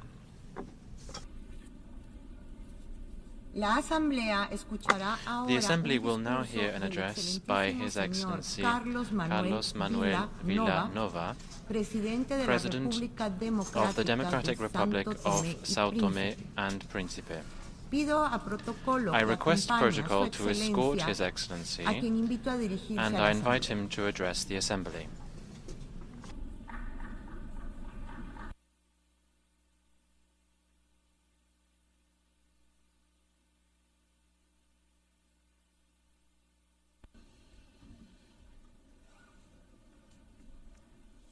Mr. President of the General Assembly of the United Nations, distinguished head of state and government, distinguished delegates, ladies and gentlemen.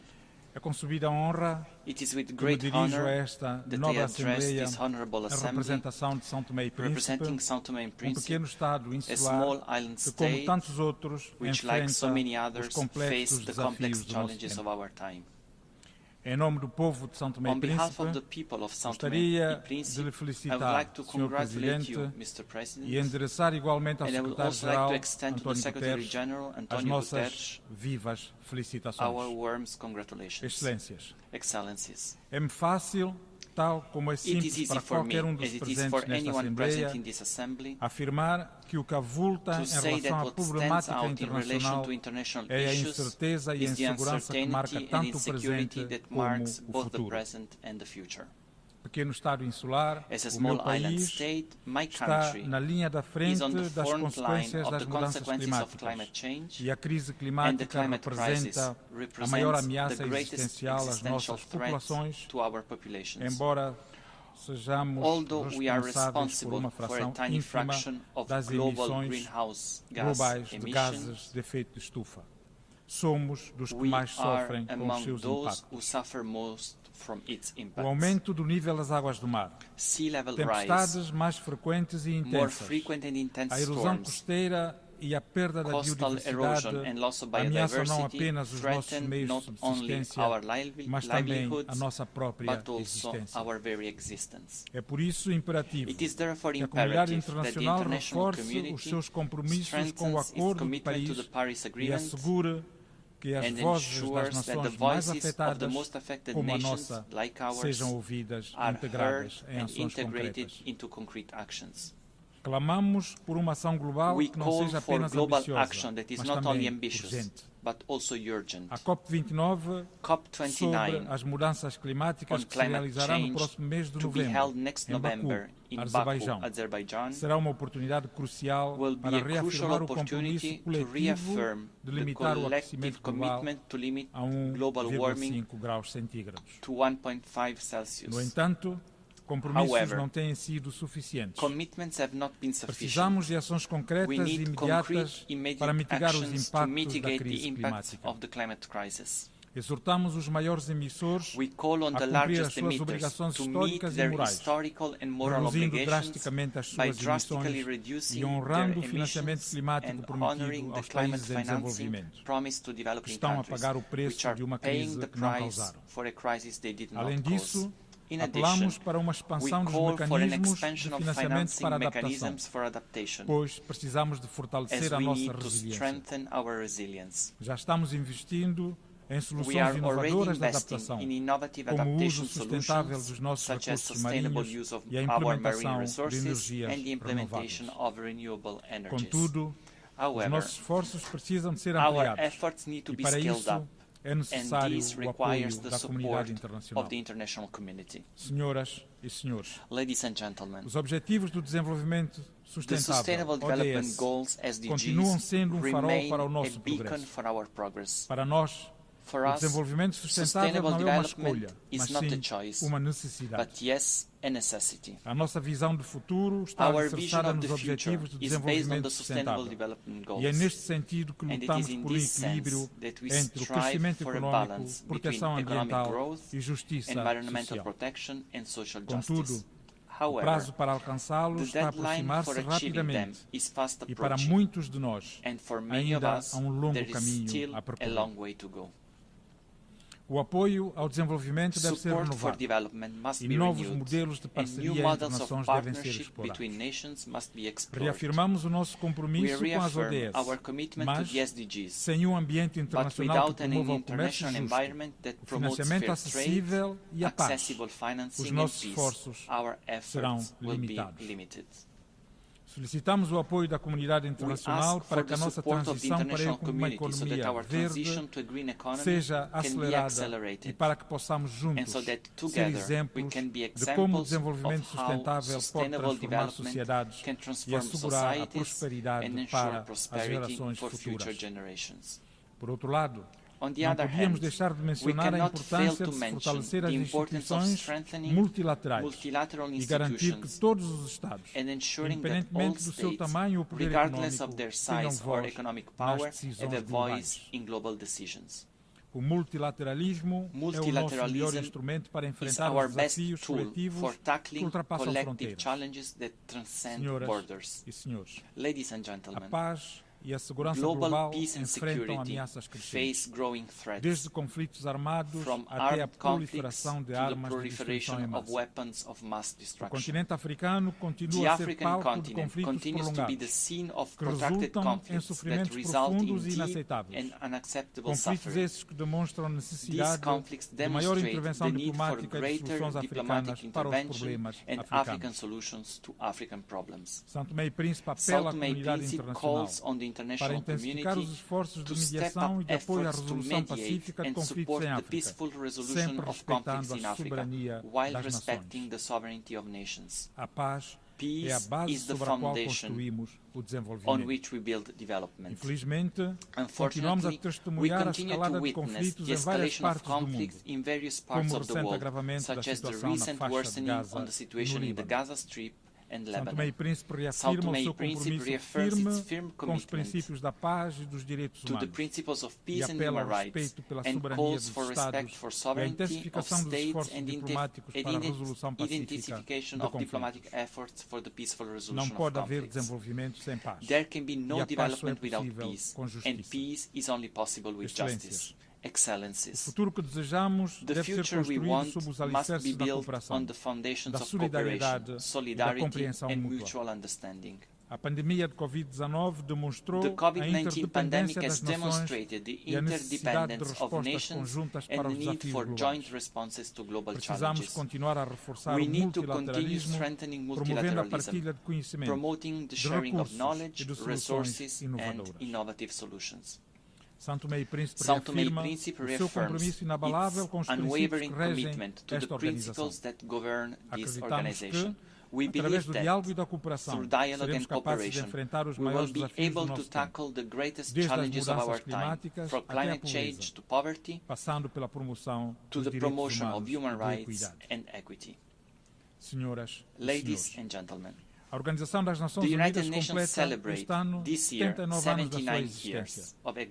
É um tempo de vida que confere estatuto especial à ONU.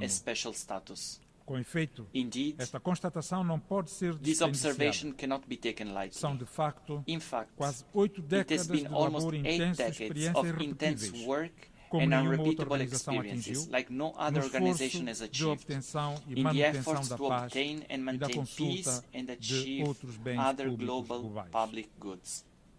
É mister enaltecermos, nesta ocasião, o empenho inelutável do Sr. Secretário-Geral, cuja ação em todas as frentes sensibiliza-nos profundamente.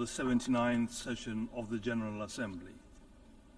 I am confident that with your vast experience and wealth of knowledge, you will successfully guide the Assembly to live up to its commitments. I therefore assure you of my delegation's full support and cooperation in all your endeavors. I would also like to pay my tribute to your predecessor, Mr. Dennis Francis, for the excellent manner in which he discharged his duties as President of the Assembly during the 78th session. To Secretary General Mr. Antonio Guterres, I express my country's deep gratitude and unwavering support for your exceptional work on behalf of humanity, especially amidst the significant challenges facing multilateralism today. Under your leadership, the United Nations has navigated numerous obstacles, including the COVID-19 pandemic, escalating debt crises, and the impacts of climate change. In your address to the General Assembly, you highlighted the importance of peace within communities, peace with justice, peace with dignity, and peace with nature, emphasizing that building peace is humanity's greatest responsibility. The UN was founded on the belief that nations can and should live together in peace and work with each other to resolve conflicts peacefully for the betterment of our lives. It also established the framework for justice, respect for international law, and the promotion of global socio-economic development. As the UN celebrates its 79th anniversary this year, we must reaffirm the enduring conviction of our founders and reassert their sense of purpose. As I stand here today, I resonate with these sentiments, drawing from our nation's history and experiences. This year, Lesotho commemorates 200 years since the founding of the Basotho Nation, with the pinnacle of this celebration occurring on the 4th of October. What, then, can we, as a smaller nation, contribute to the global discourse on peace? Mr. President, Lesotho was founded on the principle of peace, kgotso. Our founder, Morena Moshoeshoe I, cherished peace as one of his core values. Writers and researchers have described him as, and I quote, no common man, as someone who stands out clear in the light, original, able, enlightened, and upright. His humanity, his mildness, his love of peace and justice, for his horror of war, his forbearance under extreme provocation are conspicuous upon every occasion. End of quote. These are qualities that have inspired us as Basotho. Morena Moshoeshoe I was able to bring together different tribal groups, avert conflicts, and negotiate lasting peace that to this day we strive to maintain. Basotho are a nation built on tolerance, inclusion, and unity, which are also the key principles enshrined in the Secretary General's new agenda for peace. It is in this context that we hail as most appropriate the theme chosen for our general debate this year, namely, leaving no one behind, acting together for the advancement of peace, sustainable development, and human dignity for present and future generations. The relevance of this theme at the present juncture in international relations is beyond doubt. Through collective action, we can conquer the challenges facing humanity and realize a sustainable future for all. However, this will require leaders with humanity, mildness, a love of peace and justice, horror of war, and forbearance under extreme provocation. These are ideals that can be achieved. My ancestor, as testified by many, was the embodiment of these traits which built a nation that stands to this day. Business as usual will not preserve our world as we know it. The enjoyment and exercise of human rights and attainment of sustainable peace and development require a deliberate, fundamental shift and commitment by the world's leadership. In the words of another of my ancestors, and I quote, "Always be slow to take arms at all times. I beseech you, lean upon this rod of peace. Always keep it clear in your mind that it is far more profitable to harvest food in the grain fields than to kill men in the battlefields." End of quote. In today's rapidly changing world, the UN has continued to forge peace in conflict-ridden areas around the world, promoting human rights and lifting thousands out of poverty. Lesotho reaffirms its commitment to advance this collective vision of an effective United Nations to ensure a prosperous and a lasting future for all our people. Mr. President, the world faces significant challenges as the deadline for achieving the Sustainable Development Goals approaches. The 2024 SDG report indicates that only 16% of the targets are on track to be met by 2030, while 84% show limited or reversed progress. The UNCTAD 2024 report highlights a troubling trend where 48 developing countries spend more on loan interest payments to developed nations than on essential services like education and health. This economic inequality drives migration, and as refugees seek better opportunities, often leading to xenophobia and conflict in host countries. Addressing this inequality is crucial for fostering inclusive development and ensuring global peace and stability.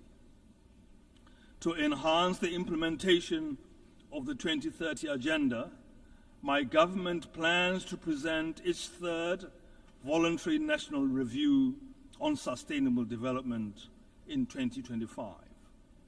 Achieving this goal requires stronger partnerships and increased financial support, particularly for vulnerable countries that are both least developed and landlocked.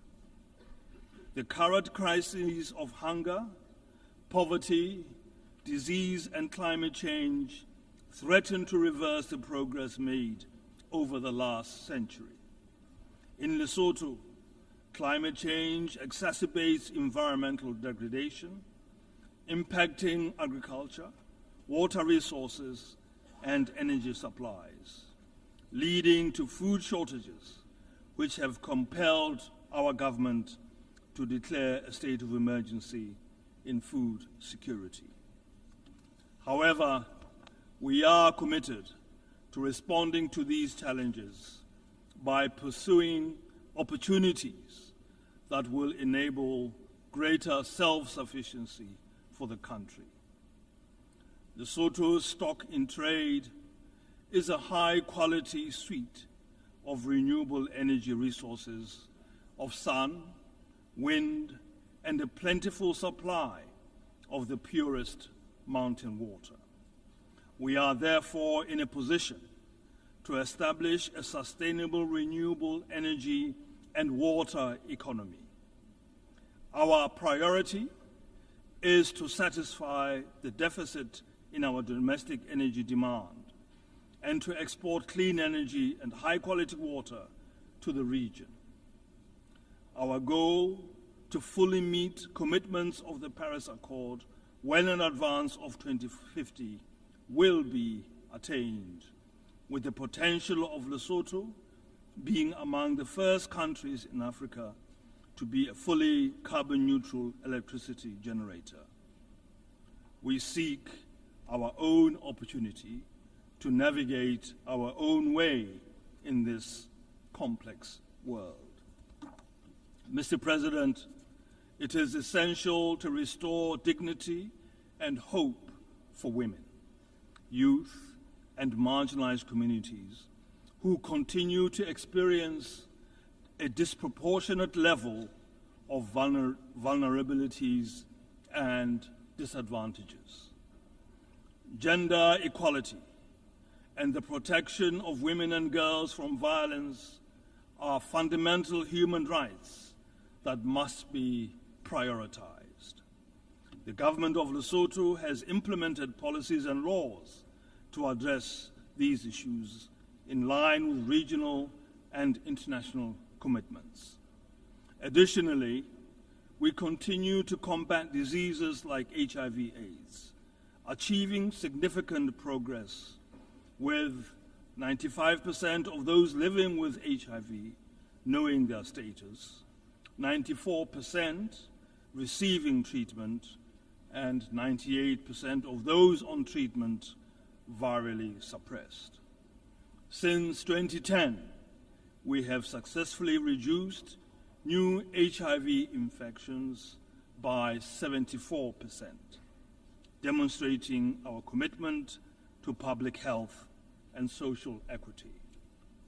Mr. President, global peace and security are under threat from terrorism, illicit arms flows, organized crime, cybercrime, and financial crimes, hindering progress towards sustainable peace. This worrying state of affairs demands collective and resolute action to protect global peace, security, and stability for the benefit of all humanity. Mediation has proven effective in saving lives, minimizing resource costs, and preventing infrastructure destruction while facilitating reconciliation between opposing parties. Despite the UN's focus on peaceful dispute resolution, political tensions among member states have limited its mediation efforts. It is therefore essential for the UN Security Council to take a proactive leading role in the mediation of disputes. To achieve this, the Council must adopt a multilateral approach, as we believe this is the only way to ensure transparency, impartiality, and a sense of ownership of the mediation process by the wider UN membership. For this reason, we warmly welcome the Secretary General's new agenda for peace, which emphasizes the urgent need to rebuild mechanisms for managing disputes and enhancing trust among member states and regional frameworks. Mr. President, respecting and upholding human rights is a fundamental obligation of all states as outlined in the United Nations Charter. Self-determination and independence are essential rights that should be accessible to all people. We urge the full implementation of United Nations resolutions aimed at ending all forms of colonialism and occupation, particularly emphasizing the need for the self-determination of the people of the Western Sahara. Mr. President, the situation in the Middle East, especially the ongoing human rights violations in Gaza, requires urgent attention. We renew our call for a ceasefire, as both the General Assembly and the Security Council have repeatedly advocated for one. The high cost of war is a burden humanity should not bear. We believe in a two-state solution that allows Israelis and Palestinians to coexist peacefully and securely. Genuine dialogue and mediation, respecting the rights and concerns of both parties, are crucial for resolving the Palestine question. Additionally, we call for a mediated solution to the unilateral coercive measures on Cuba, as the international community has consistently demanded the lifting of the economic and commercial embargo. Cuba, like all member states, deserves the right to participate freely in international trade. And we also reiterate our call for the lifting of sanctions on Zimbabwe. Mr. President, to conclude, we would like to reiterate our belief in the principle of subsidiarity, recognizing the Security Council's primary responsibility for maintaining international peace and security. We, therefore, call for greater and more effective cooperation between the Council and regional organizations as outlined in Chapter 8 of the UN Charter. The strengthening of this cooperation is crucial for the swift resolution of regional conflicts. We believe that the Security Council should be more representative of UN membership to ensure its decisions enjoy greater legitimacy. Therefore, we advocate for a comprehensive reform of the Security Council, supporting the common African position known as the Isolini Consensus. We also believe that the UN should continue to be a place where all our aspirations for a better and secure life for humanity must be championed.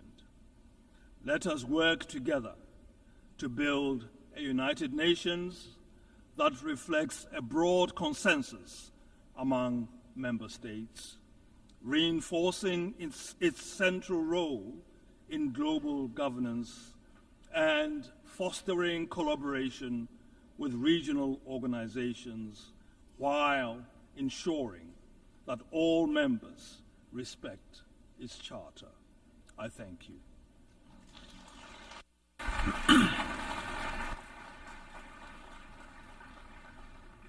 On behalf of the Assembly, I wish to thank the King of the Kingdom of Lesotho.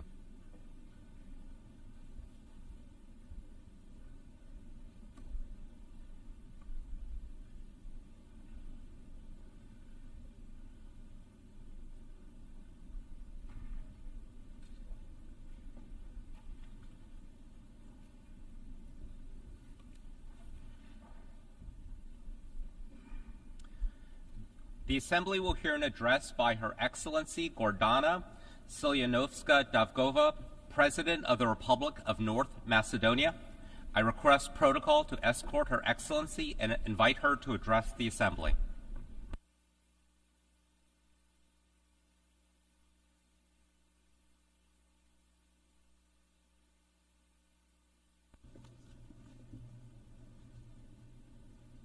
Почитуван председателе на Генералното собрание на Обединетите нации, ценити екселенции, дами и господа.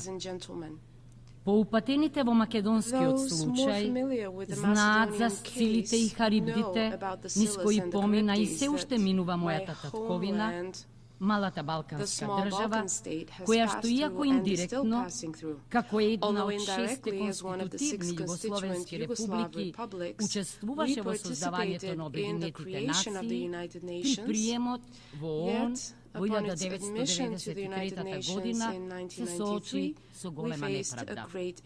Имено, таа беше примена од привремената референца поранешна Југословенска република Македонија, но и со дополнителен услов да преговара за изнаоѓање конечно решение за спорот за името.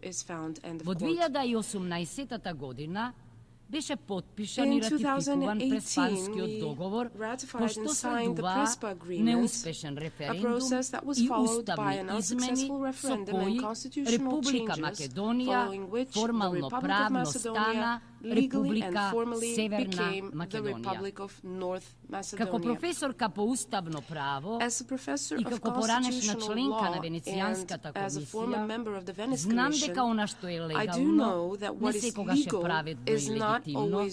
Оти во случајот на мојата држава не се постапуваше во согласност со меѓународното и националното право, односно се заборави правото на самоопределување на секој народ, загарантирано со повелбата на Обединетите нации и Уставот на СФРЈ од 1974 година.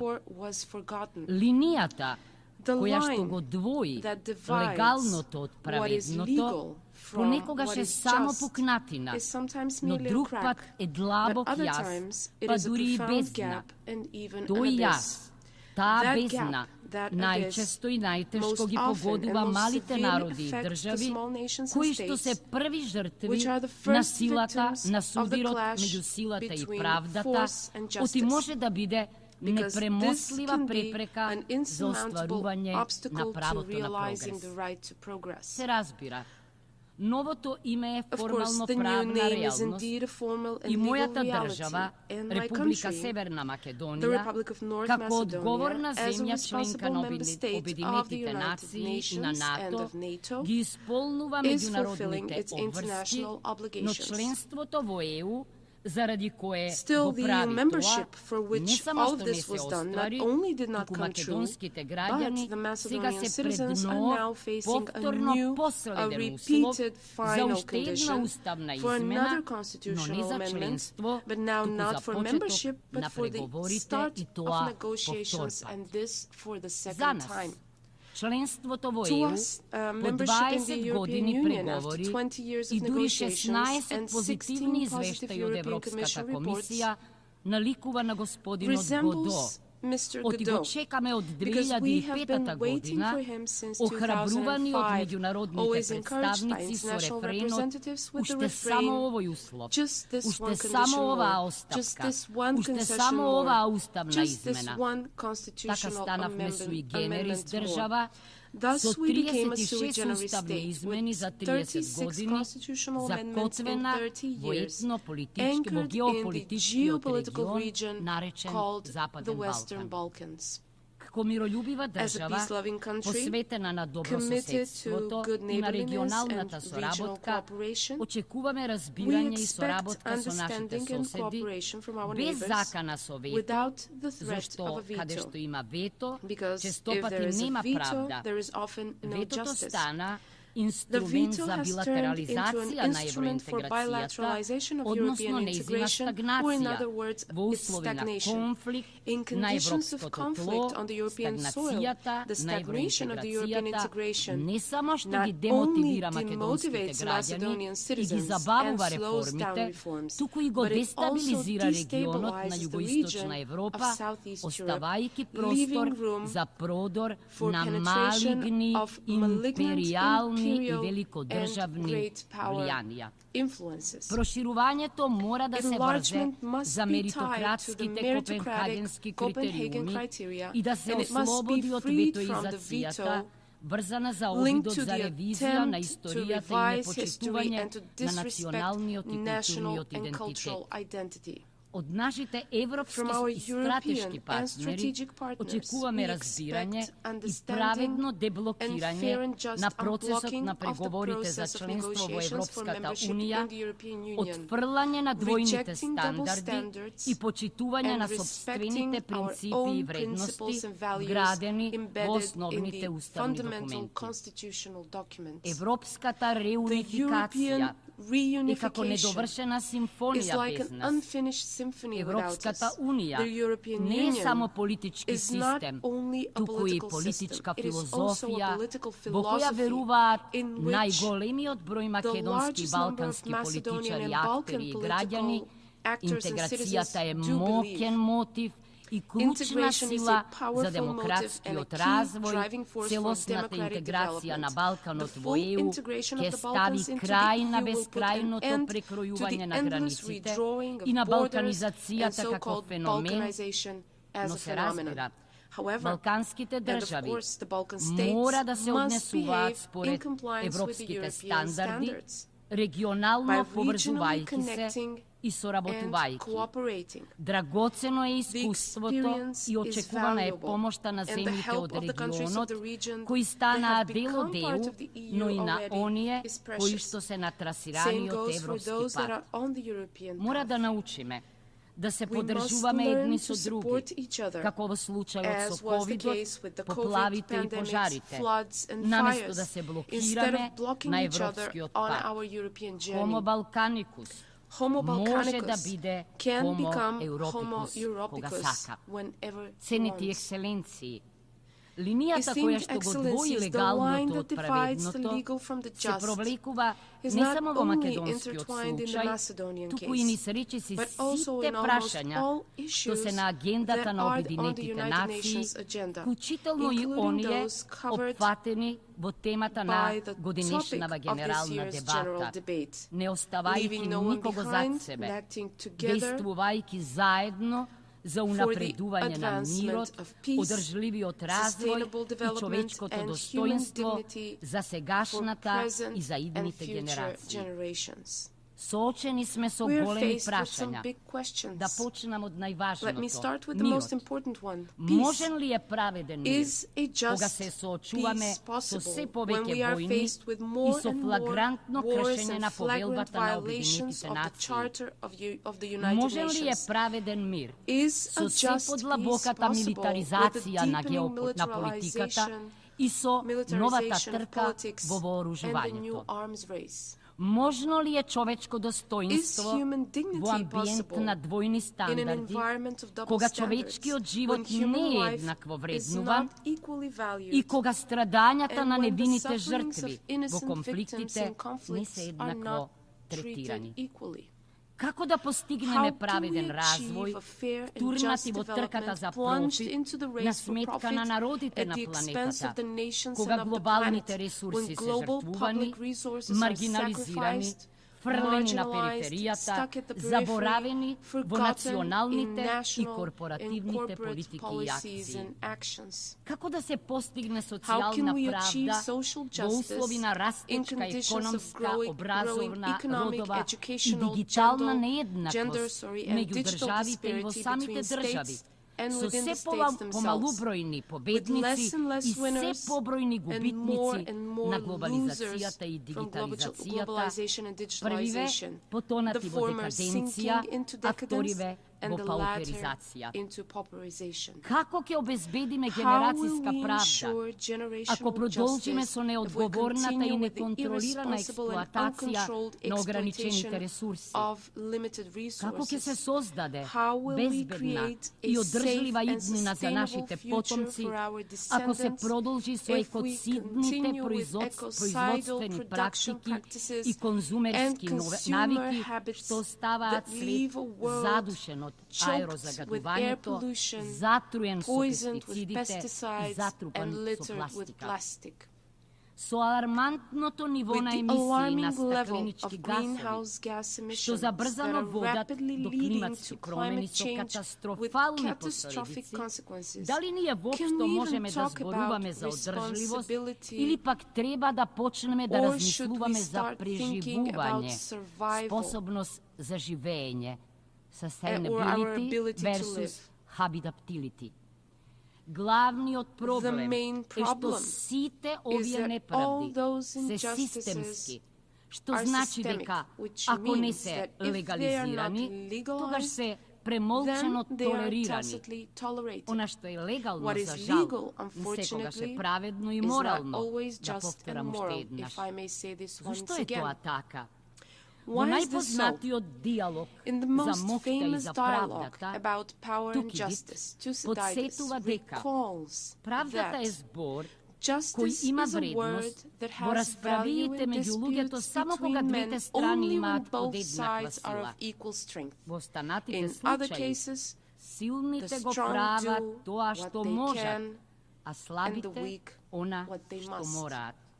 Но Обединетите нации постојат за да го облагородат суровиот Тукидитов свет, со тоа што, обезбедувајќи правна еднаквост меѓу нациите, ќе скротат моќта на големите и ќе ги заштитат малите народи. Токму таа правна еднаквост е предуслов за постигнување на врвните цели на Обединетите нации: мирот и безбедноста, човековите права и одржливиот развој. Обединетите нации постојат за да го надминат или барем да го намалат јазот меѓу легалното и праведното. Пред голем предизвик сме. Како правното да стане и праведно, односно праведното легално, и како на што е легално и праведно да се имплементира. Почитувани присутни, нема едноставни, ефтини и безболни решенија за овој двоен предизвик. Тука, во оваа свечена сала на Генералното собрание, со години лидерите на светот исподелуваат своите очекувања и разочарувања од Обединетите нации, што неретко осцилира помеѓу две вредности: утопискиот оптимизам од една страна и нихилистичкиот песимизам од друга страна. Но реалноста е комплексна и содржи и успеси и неуспеси. Обединетите нации превенираа нова светска војна, но не успеа да ги превенираат и спречат регионалните конфликти, вклучително и војната во Украина и крвопролевањето на Блискиот Исток, чии сцени наликуваат на Герника од Пикасо. Светската организација крена милиони луѓе од сиромаштијата, но се уште не успева да ја искорени.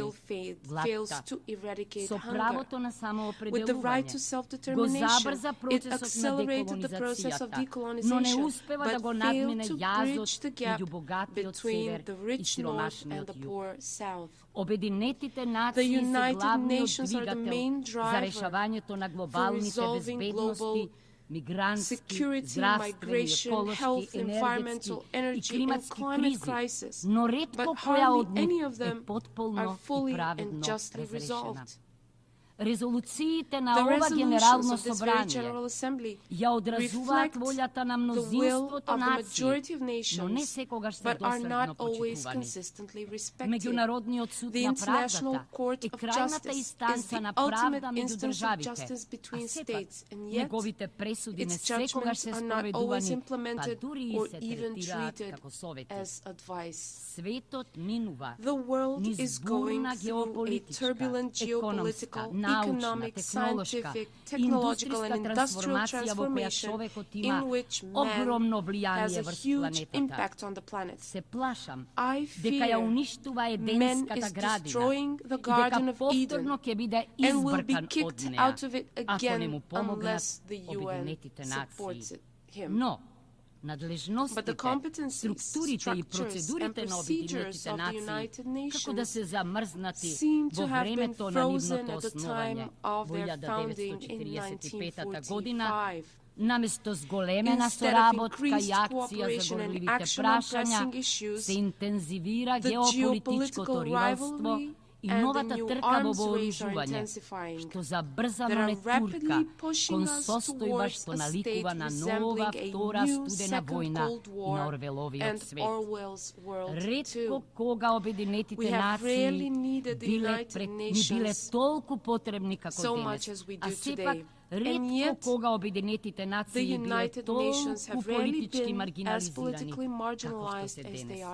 Дами и господа, почитувани колеги, за да се надмине оваа политичка маргинализација, потребен е нов дух на мултилатерализам, што ќе ги ублажи геополитичките ривалства и ќе ја зголеми довербата и соработката меѓу државите околу споделените предизвици. Тој мултилатерализам се потпира врз три столба. Првиот е доследното почитување на повелбата на Обединетите нации и на меѓународното право кое што постои за да ги заштити послабите од предаторските инстинкти на посилните. Во овој контекст, македонската држава цврсто стои на ставот дека територијалните претензии и обидот да се стекне територија со сила се флагрантно кршење на повелбата на Обединетите нации. Кога опасните преседани остануваат неоспорени, тие се трансформираат во толерирани практики што го загрозуваат светскиот мир и безбедноста. Затоа, ние ги поддржуваме заложбите за одржлив, праведен и траен мир во Украина, темелен врз меѓународното право, вклучително и повелбата на Обединетите нации на тој план. Целосно се согласивме со заедничката надворешна и безбедносна политика на Европската унија. Ова е важно за нас, бидејќи војните и конфликтите се одразуваат и на мирот и стабилноста на југоисточна Европа и Западниот Балкан. На мултилатерализмот зависи и од почитувањето на меѓународните договори. Како држава посветена на добрососедството и регионалната соработка, ние ги почитуваме билатералните договори со нашите соседи и очекуваме и нашите соседи да ги почитуваат договорите без да го злоупотребуваат правото на вето. Вториот столб на мултилатерализмот е доследното спроведување на целите за одржлив развој и на сродниот Париски договор и рамката од Сендај за намалување на ризиците од катастрофи. На национален план, со поддршка од Обединетите нации и од нивните агенции, ние ја вклучуваме агендата 2030 во нашите долгорочни развојни стратегии, политики и закони. Високо на нашата агенда се климатската акција и зелената и праведна транзиција, родовата еднаквост и борбата против дискриминацијата на жените и девојките, како и вклучувањето на младите во процесите на одлучување.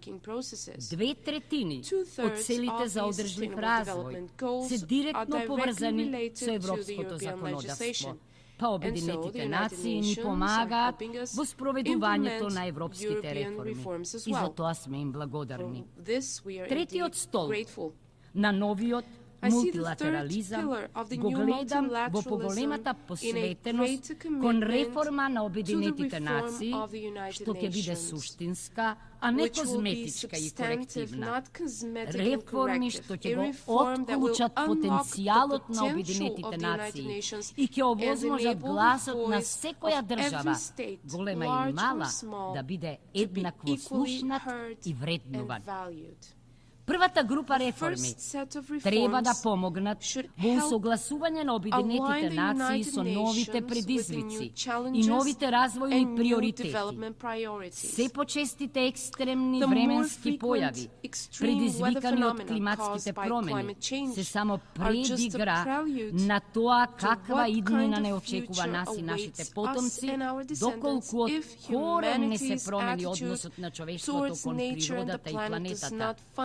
Потребен ни е нов општествен договор, како што вели Жан-Жак Русо, но и нов природен договор, natural contract, како што вели Мишел Сера, со кој природата ќе третираме како партнер. Втората група реформи би ги опфаќала структурните и процедурите на Обединетите нации, почнувајќи од правилата за гласање, преку финансирањето до автономијата на генералниот секретар, како што реков, каде што има вето, нема правда. Неспорен факт е дека правото на вето е легално, но прашање е колку е праведно. Кога се користи за да се парализираат процеси, од кои што зависи исполнувањето на целите на повелбата и очекувањата на народите во светот, неопходно е Генералното собрание да добие поголема улога во одлучувањето како представничко тело на народите, во духот на We the Peoples, We the Nations. Легитимитетот на Советот за безбедност извира од Генералното собрание, па тој треба да функционира како своевидна коалициона влада на народите. Третата група на реформи би ги зајакнала механизмите на Обединетите нации за заштита на ранливите популации и групи, што е особено важно денес, кога бројот на жртвите и бегалците е на највисоко ниво од Втората светска војна. Ценети присутни. Наредната 2025 година ќе славиме 80 години од основањето на Обединетите нации. Оваа година е последниот повик Обединетите нации или ќе станат мотор кој што ќе го движи светот кон похуман, поправеден и поодржлив поредок, темелен врз инклузивно и одговорно владење, или ќе се сведат на пасивна бирократизирана структура, целосно зависна од главните актери во геополитичките процеси и односи. Само суштински реформирани, Обединетите нации можат да го надминат јазот меѓу легалното и праведното и да придонесат кон вистински трансформиран свет во кој никој нема да биде оставен и заборавен. Like in the song of John Lennon, Imagine.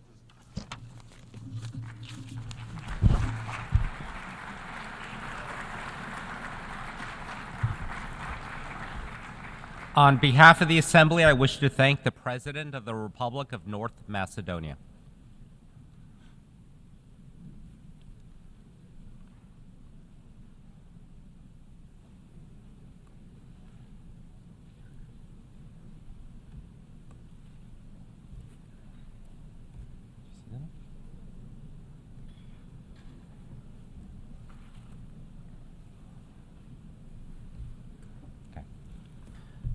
The Assembly will hear an address by His Excellency Luis Lacalle Pou, President of the Eastern Republic of Uruguay. I request protocol to escort His Excellency and invite him to address the Assembly.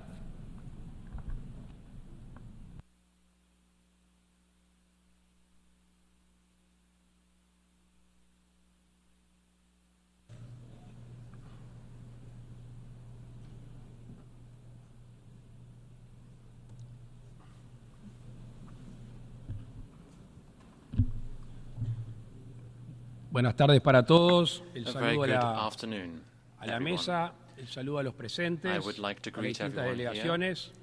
all Hoy es delegations. mi último discurso aquí Today is my como last presidente speech en here la as Asamblea. President to this Quiero Assembly, aprovechar para saludar a and I would like to take this todos los opportunity to funcionarios, greet a toda la everyone organización here, y especialmente a la delegación uruguaya que ha and in trabajado particular the delegation of en estos Uruguay, años en equipo who has ante las worked Naciones Unidas. so hard here at the United Nations. Como última intervención he estado revisando mis As is my anteriores last discursos. statement, I was looking over the Y en previous esos statements anteriores I had discursos hay delivered, and in these un previous hilo statements, conductor there was a de la common misma manera que thread, está presente en mi concepción sobre la vida en sociedad and this is in line interna en nuestro país with how I y see la de los estados cuando se relacionan entre my sí. vision for our country and how Este states concepto es relate la between each other. libertad con This is the responsabilidad, concept of freedom with la responsibility, libertad responsable. responsible Y me freedom. atrevo a decir que la primera no I would existiría venture to say sin la presencia de la segunda. that the first can't exist without the second. De hecho, la vida en sociedad The life trata del in desarrollo del society individuo is y about al the mismo development tiempo of the del bien común. individual and at the same time the common good. Así lo ha enunciado nuestra Constitución That is what our desde Constitution la said época de nuestra independencia. since our country became independent. Y obviamente ha ido evolucionando And of course this has con el evolved cambio de las costumbres sociales. over time with the changes in social Es customs. imposible entender a la humanidad It is impossible to understand humanity sin entender las concesiones que los without individuos hacen understanding para el the bien común. concessions that the individuals make for the En common el good. entendido que esencialmente somos seres sociales Essentially, we are social y esto beings, termina satisfaciendo a cada uno and this de las personas, o ultimately por lo menos impacts everyone, debería de poder hacerlo. or at least that should Y be esto es the lo que me ha case. inspirado And that is what inspired me como presidente de mi país as y president el of my espíritu con el cual he country, venido and in the spirit that a I estas have asambleas. come with to this assembly. Estoy convencido que la globalización I'm se va a profundizar convinced that cada vez globalization will más only continue y further, esta es una excelente and this oportunidad represents an excellent opportunity para entendernos más, to understand para ourselves conocernos better más y para aprovechar las sinergias and to take del advantage encuentro de of the distintas culturas. synergies that can be taken Eso va a ser advantage of when posible different siempre y cultures cuando meet. This can be the seamos case tolerantes provided that y we are respetuosos del tolerant país de aquellos que piensan distinto. and respectful of those who may think differently from us. Al mismo tiempo, At the same tenemos la time, obligación de profundizar we must also el criterio de libertad y de justicia deepen the criterion of Sobre todo freedom aquí, and justice, en el ámbito in particular internacional. here at the international stage. Y para que eso sea posible, For this to be todos debemos de possible, hacer el esfuerzo en la medida de nuestras We posibilidades. must all make this effort as far as we are able to. Esfuerzo o concesiones, por supuesto, que no The signifiquen efforts to ni make pérdida de libertad, ni concessions, of pérdida de course, that doesn't mean independencia, the loss of ni freedom or pérdida de independence soberanía. or the loss of any sovereignty. Al mismo tiempo son At the necesarios same mecanismos time, we also need justos, to have fair donde el derecho internacional se aplique where international a law todos is por igual, applied to all equally, sin importar el tamaño del regardless país of the country's y size sin importar el poderío económico. and regardless of the country's economic power. Tenemos que colaborar en construir un We must derecho work together internacional to build international law, creíble y which sólido. is credible and robust. Acuerdos, tratados, Agreements, convenciones, treaties, documentos conventions, que documents se firmen that are y que no se signed cumplan and are not solo colaboran implemented en erosionar a only este derecho tan frágil como es leads to weakening el derecho internacional. international law.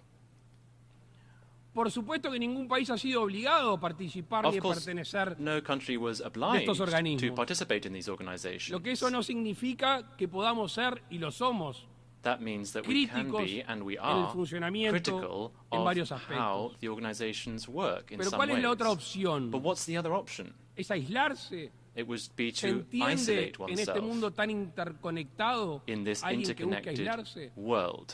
Bueno, ¿verdad que no? Well, that wouldn't make any sense. Entonces, gran parte de las libertades So, a large dentro de nuestros part países of the freedom y en within el our concierto countries internacional, and the international stage así como garantizar la justicia, and to uphold recae justice, en large part of gobernantes this falls on y recae en los líderes. those who govern and leaders. Y en este mundo moderno donde los discursos generan acciones, un líder importante, un gobernante importante con su sola palabra ya genera consecuencias positivas o negativas, ya sea en su país o en el concierto internacional. Y eso nos obliga a ser mucho más cuidadosos al momento de poder estimular la unidad y no la desunión interna ni entre las naciones. La dinámica política ha llevado a que algunos líderes hagan de la división una herramienta para llegar al poder y para mantenerse en él. Porque claramente una cosa es defender creencias y valores propios o de un conjunto de individuos, or those shared by y some otra individuals, and it's quite es another atacar thing las creencias to attack y la vida de others' otras beliefs and others' way of life. En algunos países, tanto la democracia some formal, countries, las elecciones, la Formal constitución, democracy in las terms of leyes, elections, constitutions, como and la laws, democracia material, que es la que such as viven a the diariamente material, which is the material los democracy ciudadanos, that citizens experience on a daily la basis. práctica defectuosa de estas hacen que la Sometimes, libertad sea un when bien that is escaso. weakened, that means that people's freedom can be affected. Y no puedo dejar pasar And I cannot y no puedo dejar de mencionar lo que está sucediendo ignore to en mention Venezuela. what is happening in Venezuela. Entre otras cosas porque esto no es nuevo en nuestra postura. Among other things, because this isn't a new Por position that we are suerte, taking. siempre estuvimos Fortunately, lejos we have always de been ese régimen far autoritario from this authoritarian regime, e intolerante, this intolerant que ha regime, atentado contra la libertad which has y ha attacked atentado contra el bien común. freedom and the common good. Todos sabemos lo que viene pasando ya We hace all mucho tiempo know what has been going on for en este quite a país. while in that country. Y muchos gobiernos And many y governments muchos líderes mundiales and many han mirado global para el costado. leaders have turned a blind eye. Por falta de interés, algunos de ellos, And for a, o lamentablemente a lack of algunos, interest, some of them, por interés. or unfortunately because of their interests. Yo creo que acá ya no se Some. trata de presentar las actas de las elecciones, I'm not going to go into the ni nada que se le situation parezca. of the Acá se trata de elections. condenar el fraude, se trata de condenar el régimen, Ultimately, one has to call out condenar the no regime solo and the un proceso situation electoral of the elections, viciado. and not just the Hay distorted que hacerlo electoral también con la process. persecución This also política, has to be done in con la terms violación of de los the derechos political humanos, persecution that is con la going on prisión and the violations of human rights arbitraria. and arbitrary detentions. Sé que muchos gobernantes, I jefes know de gobierno, that jefes de many Estado heads en of este state and estrado han hablado al respecto. government have spoken A about mí me this. parece que ha llegado la hora de actuar. It seems to me that now is the time Ha to llegado la act. hora de actuar por Venezuela, We need to act por los for venezolanos. Venezuela and for the Y Venezuelan también people. permítanme And also, que si la comunidad internacional if the es international tolerante community ante estas actitudes, tolerates these solo resta attitudes, esperar then we saber just cuál va a ser el próximo país we'll just wait to see que va a verse what the sometido next country would be a lo que están sometidos that would be subjected los to a similar venezolanos. fate as the Venezuelans are. Otro punto que he mencionado en mis anteriores Another discursos matter that I touched upon in my previous statements here es el relativo al medio ambiente y a la pertains economía. to the environment and the economy. Los que tenemos como vocación desde muy jóvenes el cuidado What del medio ambiente, we have as a vocation siempre vimos in ese terms of caring for the divorcio, esa environment, separación there's always this separation entre la that economía y we el see medio ambiente. between the economy and Y the desde la primera environment. vez que me tocó venir a esta asamblea he And the escuchado first reclamos de time distintos that I came to this jefes de assembly and Estado I al heard respecto.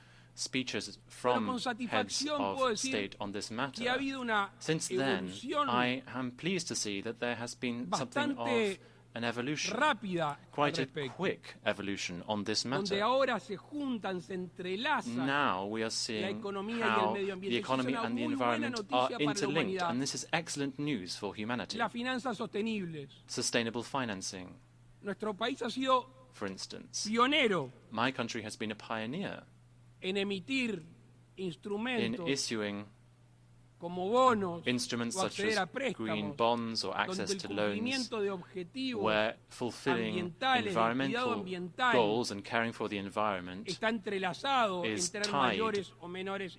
to these financial products according to performance.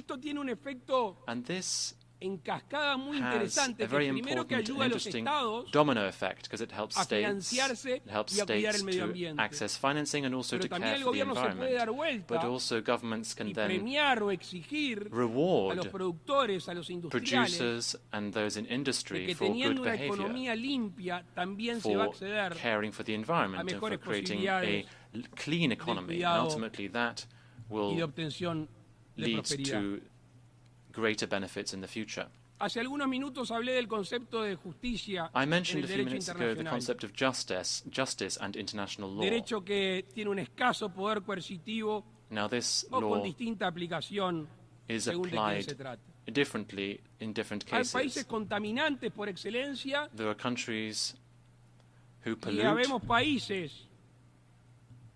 and we see some countries who are making major efforts to try to improve their environmental situation. In order for this path to be sustainable in the medium and long term, the goals domestically should be fulfilled for each country, and at the same time, countries need to shoulder economic commitments. And in addition to just undertaking commitments, they have to fulfill them. Because in the absence of this implementation, ultimately that would lead to a loss of stimulus in caring for the environment. Lastly, I just wish to mention one other point that I have also touched upon previously. And on this there hasn't been much positive change. I'm convinced that it is not possible to fully enjoy freedom in the international community if there isn't the freedom of trade, if there isn't free trade.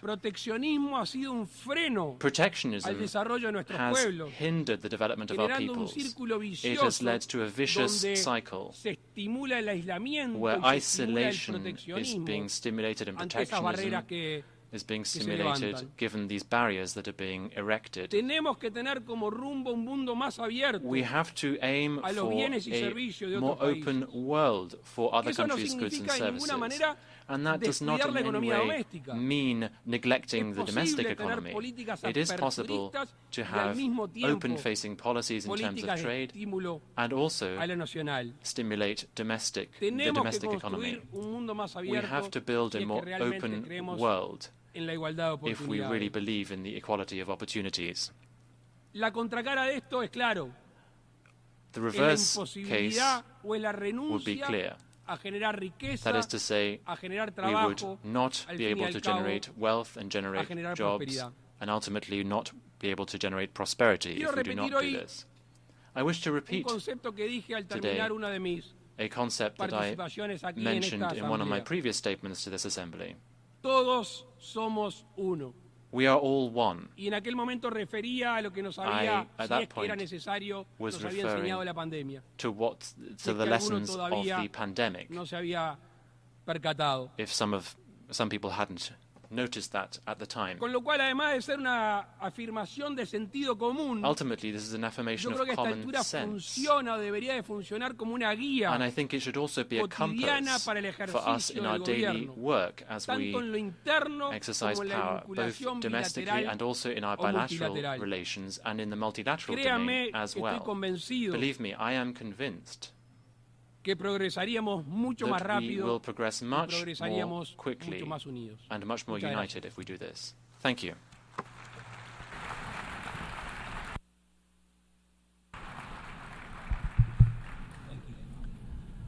On behalf of the Assembly, I wish to thank the President of the Eastern Republic of Uruguay.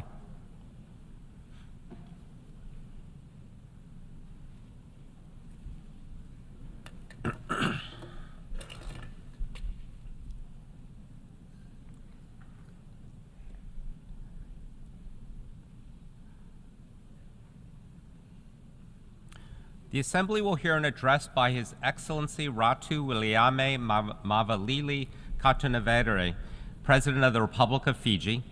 I request protocol to escort His Excellency and invite him to address the Assembly.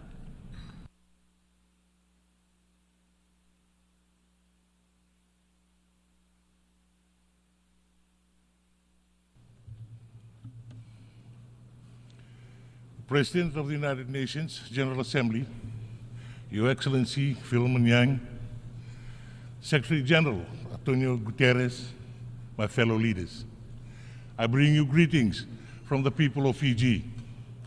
I would also like to offer sincere congratulations to you, Mr. President, on your election to your high office, and we wish you well in the discharge of your important duties. As this is my first United Nations General Assembly, I begin by reiterating the words of the first Prime Minister of Fiji, the late Ratu Sir Kamisa Semara, in his inaugural address to this Assembly in 1970, and may I quote, "We do not live by bread alone, and it is only from the firm base of sound moral and spiritual standards that we can go on to meaningful economic progress. Quality should not take second place to quantity, especially when we are estimating society, its life and accepted values. Quality is measured by standards, and these standards must be observed by larger nations as well as by smaller. But it is for the United Nations to set the standards and to disseminate them widely," unquote. This statement was made when the United Nations was celebrating its 25th anniversary with the theme, Peace, Justice, and Progress. In this Assembly, 54 years later, the theme of the 79th session, Unity in Diversity for the Advancement of Peace, Sustainable Development, and Human Dignity for Everyone and Everywhere, echoes similar sentiments. It resonates with us in its importance, its relevance from when Fiji first joined the United Nations in its urgency in today's precarious global context. Climate change, sea level rise, pandemics, poverty, unsustainable development, conflicts, inequalities, injustice everywhere. The challenges are daunting. From Gaza to Sudan, Ukraine, Afghanistan, and beyond. Conflicts rage on as humanitarian needs escalate. These are the challenges we have been fighting since time immemorial. It is the background against which the United Nations was established in 1945. Today, the rapid evolution of technology has made us more connected than ever before in history. However, the more connected we are, the wider gaps between the rich and the poor, the developed and the developing world. Small island developed states who are on the forefront lines of climate change and sea level rise continue to grapple with the impacts of climate-induced disasters with devastating consequences for the ecosystem and vulnerable communities. Fellow leaders, this year, at least 72 countries whose population combined comprises almost half the world's total population have already or will soon select their own leaders at the polls. The world is in need of courageous leaders who are willing to garner the political will and mobilize the resources to bridge the divide and seek solutions that benefit humankind. We have two choices before us: to give up and go home, or to stay the course, renew, redouble our efforts, rethink, and reform together. The choice we make will be our legacy. We choose the latter, not for ourselves, but for those coming after us. Strong international cooperation, diplomacy, and a commitment to upholding the principles of the United Nations are not only important, but dispensable. It is time to go back to the basics, the foundation and purpose of the United Nations Charter. We must invest in the empowerment of humankind and the protection of human rights. Fellow leaders, next year, the United Nations turns 80. The United Nations is only as strong as its member states. For 79 years, the global community has placed in trust in multilateralism and in the United Nations to foster cooperation, uphold human rights, and promote stability.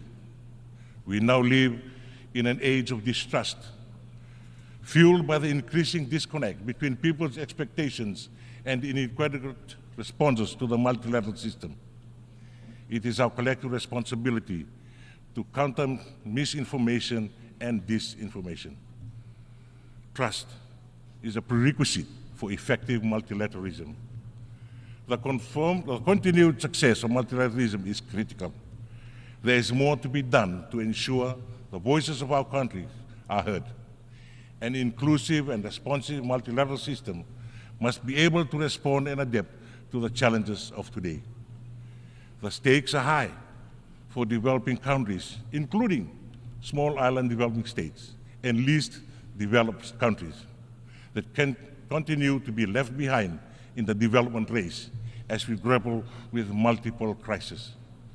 Despite our limited resources, the unfairness of the global governance system, and obvious inequalities, small island developing states continue to forge ahead. We do not have the luxury of time, nor can we justify inaction. Building economic resilience is a requirement for sustainable development in small island developing states. Recovery from the frequency and magnitude of climate-related shocks, including disaster, are a costly affair. Mobilizing the upfront funding needed for adaptation remains a challenge as resources are focused on recovery and reconstruction. The adoption of the Multidimensional Vulnerability Index for small island states opens a new chapter in the ongoing effort to safeguard the future of vulnerable developing countries. Mainstreaming Multidimensional Vulnerability Index into existing practice with policies will help ease the economic burden for small island developing states when needed the most. Fellow leaders, cultivating a culture of peace is now more urgent than ever. The Blue Pacific continent knows the value of peace, having lived through its horrors of its absence. Our oceans and its diverse and vibrant lands have been a theater of the two world wars and a testing ground for the most dangerous weapons, the impacts of which are still felt today. Yesterday, the 25th of September, there was an unilateral test firing of ballistic missile into the Pacific Ocean. We urge respect for our region and call for cessation of such action. Under Principle 4 of the Ocean of Peace, as was endorsed by the Pacific leaders in Tonga last month, our statement reinforces the Pacific's peaceful example to uphold international law and urge others to refrain from actions that undermine peace and security in the Blue Pacific. Under Principle 12, the Oceans of Peace sets and champions the rules of responsible, peaceful, and deconflicting behavior. Fiji may be a small state, but through our leadership and stewardship roles in the region, we make a profound contribution to regionalism and multilateralism. Fiji's first ever foreign policy white paper builds on three interconnecting themes of Fiji's foreign policy: sovereignty, security, and prosperity. Fiji's National Development Plan for 2025 to 2029 envisions empowering the people of Fiji through unity, based on the pillars of economic resilience, people empowerment, and good governance.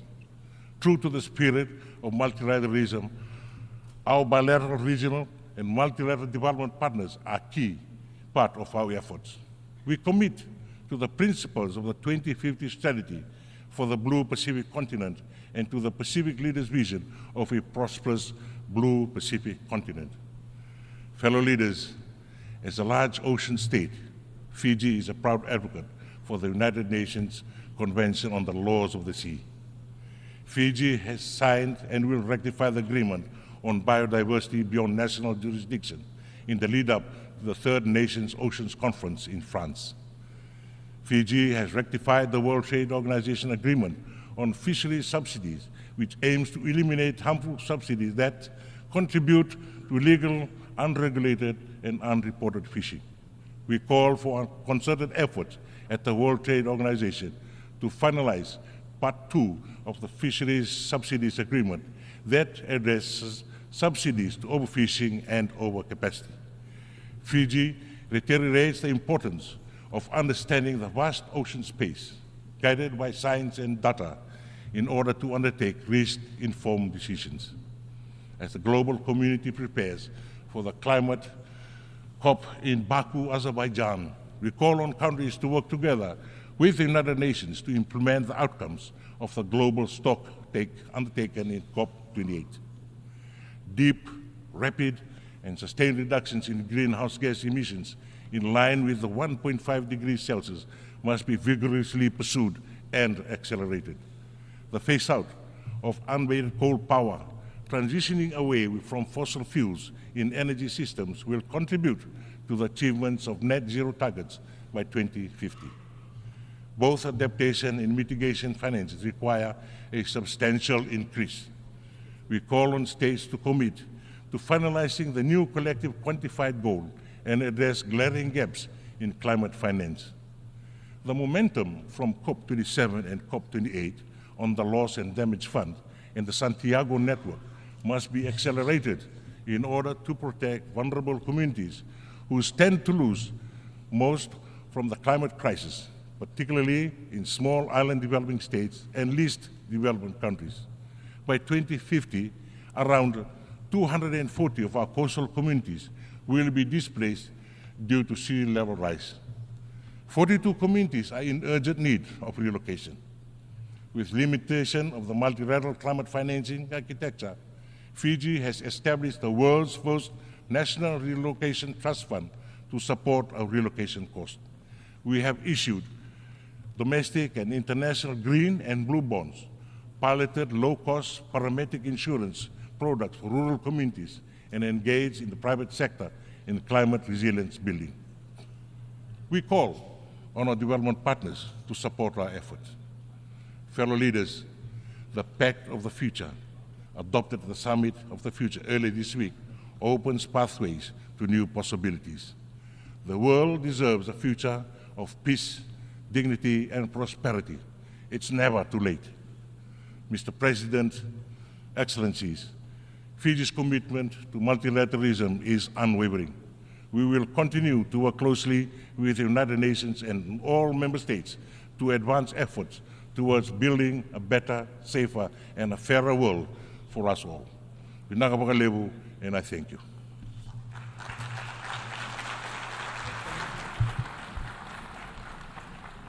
On behalf of the Assembly, I wish to thank the President of the Republic of Fiji. The Assembly will continue its consideration of Agenda Item 8, entitled General Debate. The Assembly will hear an address by His Excellency Teodoro Ngema Obiang Mangwe, Vice President in charge of National Defense and State Security of the Republic of Equatorial Guinea. I request protocol to escort His Excellency and invite him to address the Assembly.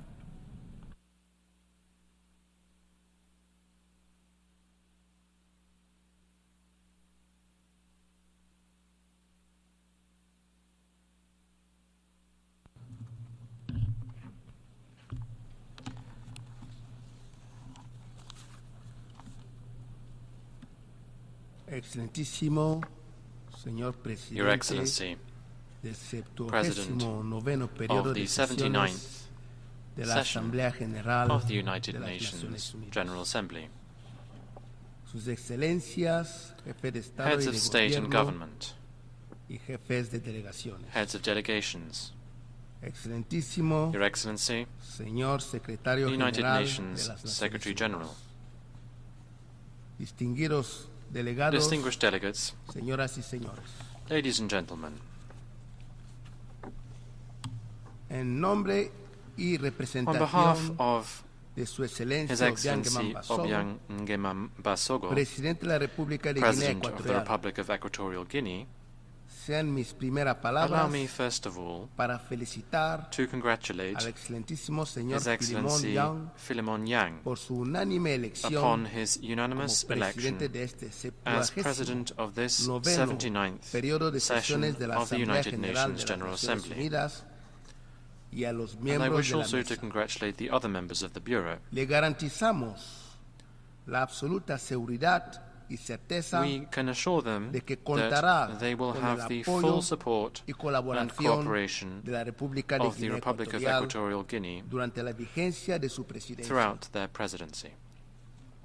In the same vein, we would like to commend His Excellency Mr. Denis Francis, Presidente saliente, the outgoing president, cuya presidencia whose presidency marcó la toma de muy importantes resoluciones the achievement of many important resolutions that bear witness to his brilliant leadership como el destacado and also his decisive dynamism that he was able to show during his term in office. Señor Presidente, President, como bien reza el tema de esta 79ª the topic sesión for this 79th session of the General Assembly states as follows: no dejar a nadie atrás, leaving no one behind, actuar acting together para promover la for paz, the advancement of peace, el desarrollo sostenible sustainable development, y la dignidad humana and human en dignity favor de for las present generaciones and future presentes y generations. futuras.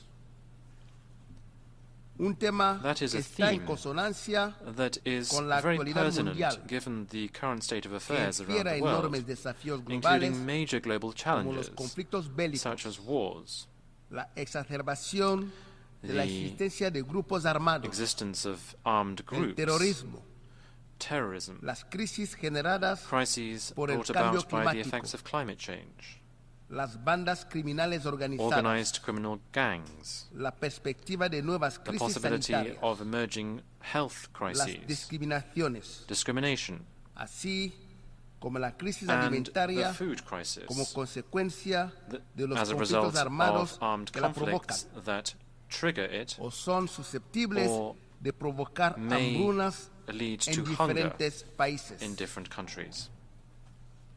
En efecto, este panorama Indeed, nos obliga a this todos backdrop a la requires necesidad us all y a la to importancia recall de dar una the mayor need prioridad and al importance multilateralismo of giving greater emphasis to y a la cooperación multilateralism internacional and international tan cooperation. necesarios para hacer frente a These are estos crucial desafíos if we are able globales to overcome con these los que global se challenges enfrenta la humanidad that humanity en la is actualidad. currently facing. Así como llevar a cabo la We promoción also must del crecimiento promote económico sustained sostenido economic y growth desarrollo and sostenible sustainable development. de conformidad This con las pursuant resoluciones to the relevant pertinentes de resolutions la Asamblea of the General General Assembly, y las as conferencias well as recientes recent de las Naciones conferences and Unidas. summits held under the aegis of the United Guinea Nations. Ecuatorial Equatorial se Guinea mantiene inalterable has an en su unwavering posición stance ante los vis-à-vis conflictos que the se conflicts registran that are actualmente en todas las currently regiones raging throughout y the world. algunos países de la necesidad de priorizar la búsqueda We por todos are los clear medios, about the need to prioritize la the pacificación quest y for all prevalencia de la means paz en el mundo to ensure the prevalence través de la of peace diplomacia throughout the preventiva, world by using preventive diplomacy, las negociaciones negotiation, y and diálogos inclusive inclusivos dialogue para at all acabar times con estos to conflictos. put an end to these conflicts. Lanzamos un llamamiento We a los call países inmersos upon en those los countries conflictos that are actuales immersed in the y a current todos los gobiernos que conflicts de manera and directa all o governments indirecta who directly están or implicados en indirectly los are mismos involved in por said intereses conflicts as a result of geoestratégicos, geostrategic, económicos, economic, neocolonial, neocolonialista or other o de otro interests. We call on all que of these prioricen countries el to diálogo prioritize y dialogue las negociaciones and inclusivas inclusive negotiations de manera in a realista realistic y and pragmatic manner para resolver so as to dichos resolve conflictos. these conflicts. La proliferación de tantos The conflictos proliferation of so en todas many las regiones del conflicts mundo around the world es la mayor evidencia de la is obsolescencia, further proof incapacidad of e the ineficacia obsolescence, que a incapacity, día de and hoy inefficiency ha resultado of ser the el United Consejo de Nations Seguridad de las Security Naciones Council Unidas. today. Lo que se ve en la actualidad What de we are este currently órgano seeing decisorio in terms of what this decision-making body is able to do is ultimately the struggle as a result of geostrategic interests that make it even more difficult for unanimous decisions to be taken by this body to resolve these conflicts and to alleviate the suffering of people and the loss of innocent lives. Por eso, la justificación that is why there is an urgent need to reform the Security Council. We must reform it so that we put an end to its obsolete composition, which dates back to 1945, and that obtains still today, which means that Africa is the main victim of a historic injustice and the lack of implementation of international law, because Africa is the only country that does not have permanent representation on the Security Council, the only continent that does not have permanent representation on the Council. Africa, in the context of the Azawini Consensus and SED Declaration, has for more than 2 decades been calling for this injustice to be corrected. We are calling for Africa to be given 2 permanent seats with all the relevant prerogatives and rights reserved to members of this category. We are also calling for 5 additional non-permanent seats on the Council. We hope that the contacts that there are between the permanent members and the African Union Committee of 10, C10, to address this issue, we hope that they will reach satisfactory outcomes that will be of benefit to all stakeholders, so that ultimately we will end up with a Security Council that is able to promote a fairer, more peaceful, equitable and prosperous world for all. President, Equatorial Guinea is deeply concerned by the increasingly serious situation that countries in the Sahel are experiencing. This has very deleterious repercussions for the development of these countries, and it directly and indirectly affects countries in the sub-region as well. This state of affairs is the result of the interference, pressure and blockades applied on countries of the Global South by some other countries. The only aim here is to try to destabilize the countries and to paralyze the efforts of African countries to ensure that their people can prosper. There is no country in the world that is perfect domestically. However, some countries have attempted to be judges and arbiters, to intervene and lecture other countries, which are nevertheless sovereign. They interfere in the domestic affairs of other countries with clear meddling. All countries in the world are sovereign, and they therefore have the right to decide with which country to maintain relations and to sign bilateral agreements that would benefit their respective governments and peoples. President, we fail to understand why the embargo on Cuba has not yet been lifted. The economic, commercial and financial blockade on that country, which has gone on for various decades, must be lifted. Equatorial Guinea calls for the embargo on Cuba to be immediately lifted, and also for this country to be taken off the infamous lists of states that are alleged to be sponsors of terrorism. Lifting this embargo is even more necessary now, because we have just adopted by consensus the Pact of the Future, and this states that we will leave no country behind. It is crystal clear that African economies can become major actors in global supply chains. They can make use of their vast resources and of raw materials which are necessary for advanced technologies and their own consumption markets, which are only growing. That is why Africa deserves particular attention in terms of efforts and initiatives to support and finance development. The commitments to finance the sustainable development must be honored, so that the goals contained in the UN 2030 agenda can be implemented, and so that we can implement the goals contained in the 2063 agenda of the African Union and leave no one behind. Equatorial Guinea is committed to promoting and protecting human rights as a global issue. This includes the plan for children's rights to eliminate racism, racial discrimination, xenophobia, and relevant and related forms of intolerance, the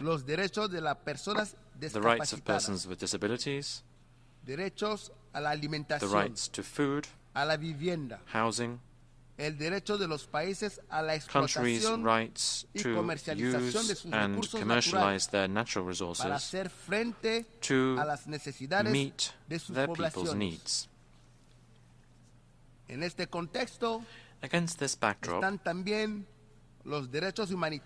we also need to consider humanitarian rights. We are seeing these rights being violated systematically in the ongoing conflicts. People in the conflict zones are being deprived of the humanitarian aid that they so sorely need, both in terms of food and healthcare.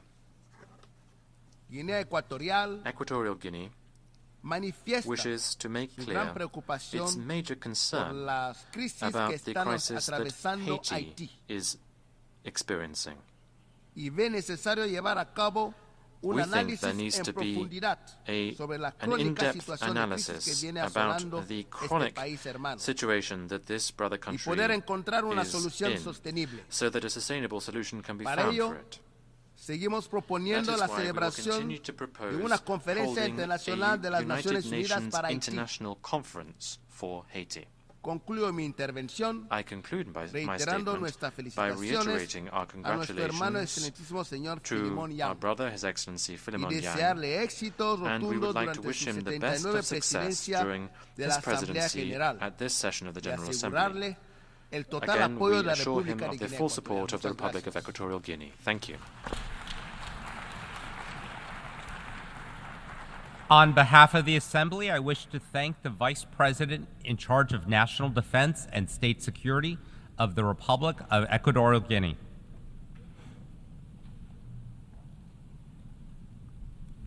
The Assembly will hear an address by Her Excellency Uduch Sengabao Senyor, Vice President and Minister of Justice of Palau.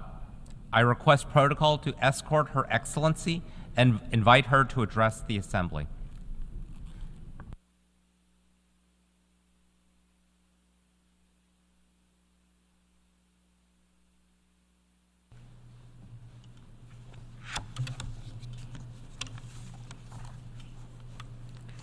Secretary General Antonio Guterres, President Philemon Yang, Excellencies, ladies and gentlemen, Ali, and warm greetings from Palau. Mr. President, allow me to begin by congratulating you on your election as President of the 79th General Assembly session. We also extend our deep gratitude to former President Dennis Francis for his leadership over the past year. And to Secretary General Guterres, we commend you for your tireless efforts in advocating for a more secure, prosperous, and sustainable world. It is this shared vision that unites us today. This year, Palau proudly celebrates 30 years of independence. On October 1, 1994, Palau became a sovereign nation, and shortly thereafter, the 185th member of the United Nations. To honor the journey that has brought us here, we have chosen the theme, Ar'ad A'otil Agaramalel Belau. The people are the anchor of Palau's conservation and identity. This phrase encapsulates what has sustained us through decades of both challenges and progress.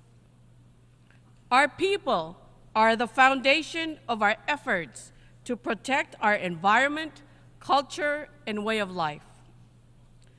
This was further underscored during our voluntary national review, VNR, presentation that was done this year, which centered around the theme, harnessing our cultural heritage to build back better for a sustainable future.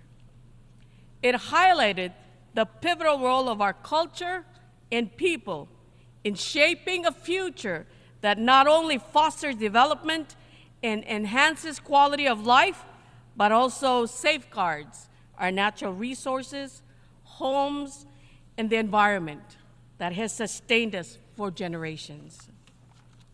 Mr. President, Palau begins its pursuit of equality with a critical role that women play in our society.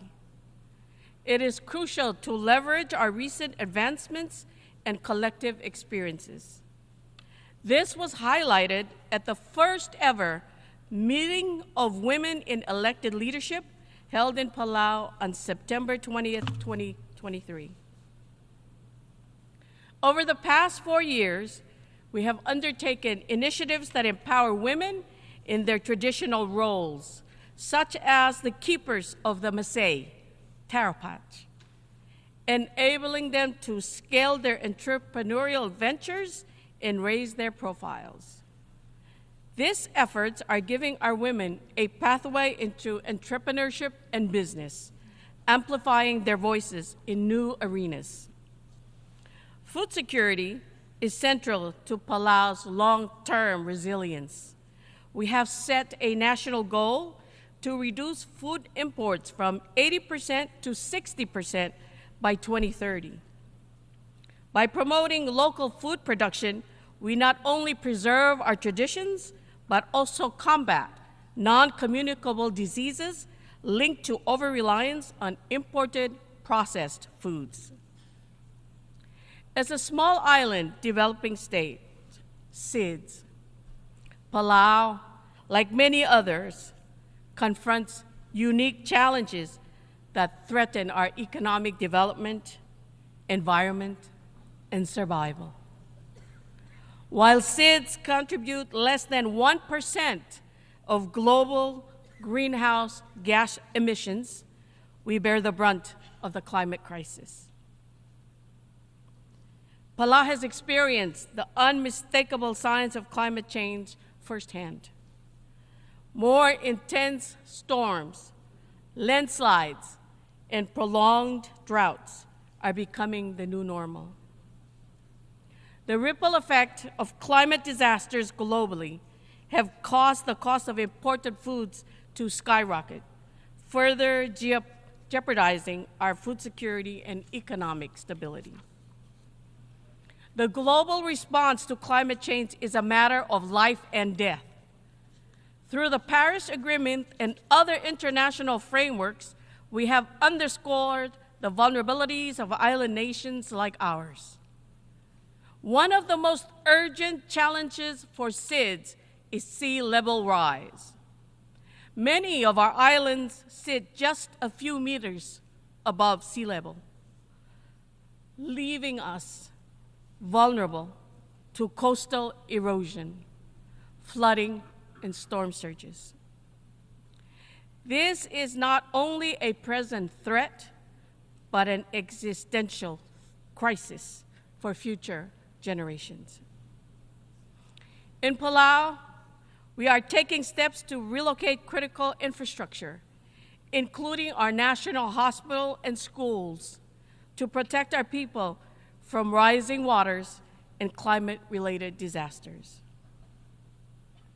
Adaptation is vital for our survival. Our National Adaptation Plan, NAP, prioritizes both immediate and long-term actions to build resilience.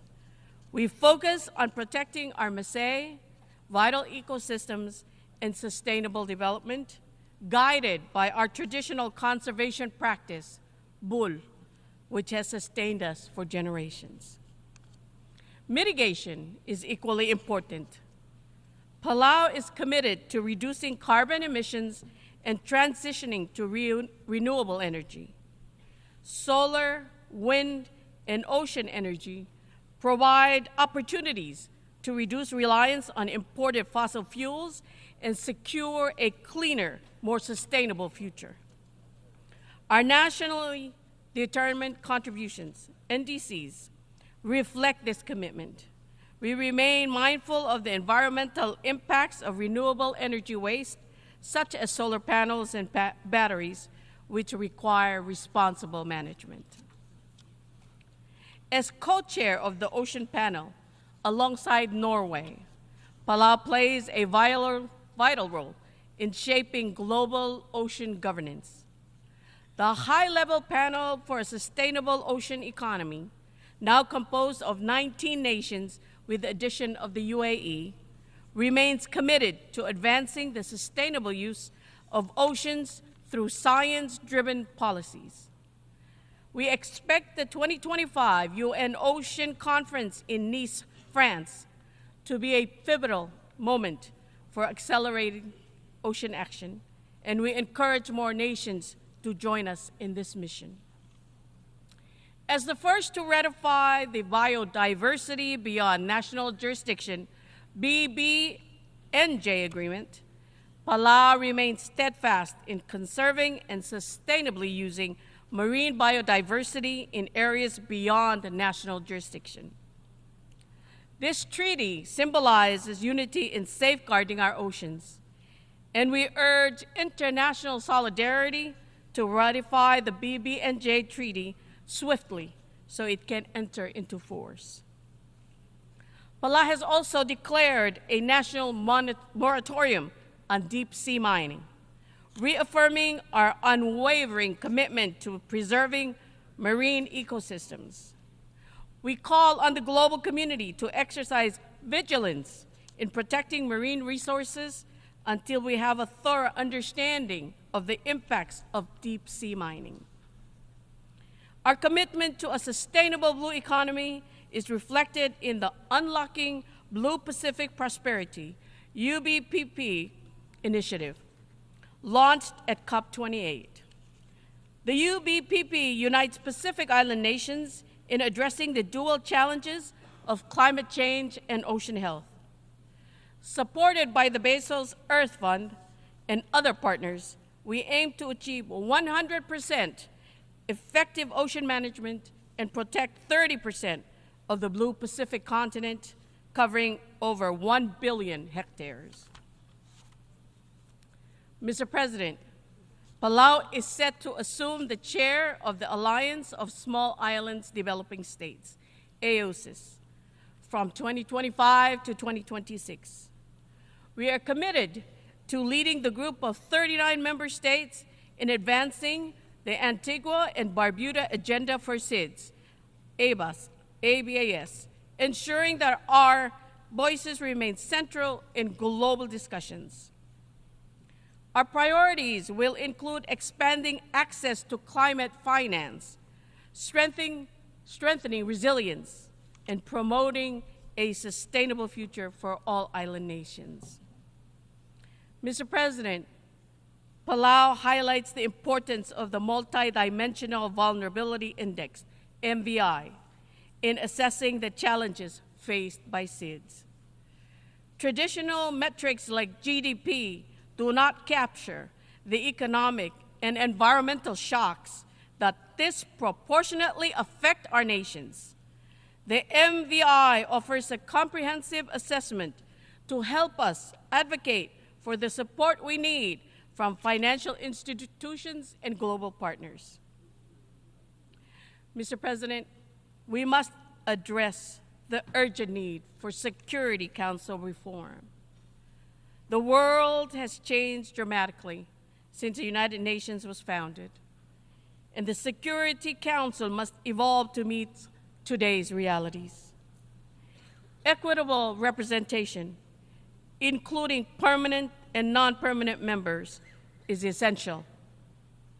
We support Japan's bid for a permanent seat and believe that SIDS should also be represented on the Council to provide a voice for those on the front lines of global challenges. Finally, we continue to strengthen our national security through partnerships with allies, including the United States, Australia, Japan, and Taiwan. As Vice President and Minister of Justice, I emphasize the need for robust law enforcement and maritime cooperation frameworks. With Interpol membership and enhanced cyber defense capabilities, we are better equipped to protect our borders and our people. Palau reaffirms its strong and enduring relationship with Taiwan and calls for its meaningful participation in international organizations. Taiwan's exclusion undermines the principles of inclusivity and cooperation that the United Nations represents. UN General Assembly Resolution 2758 does not preclude Taiwan's involvement in efforts related to the Sustainable Development Goals, and we urge this Assembly to support Taiwan's rightful inclusion.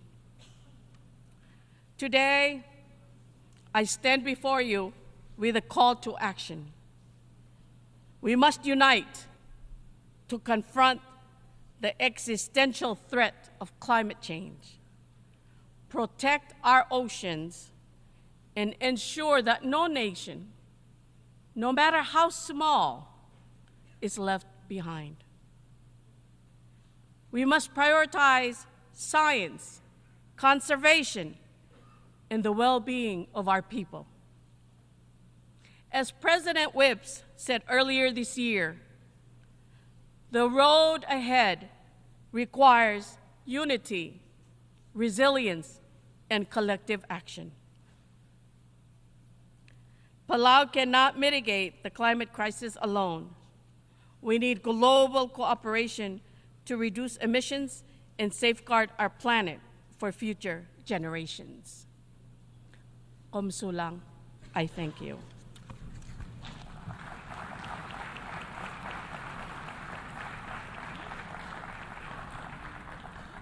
On behalf of the Assembly, I wish to thank the Vice President and Minister of Justice of Palau.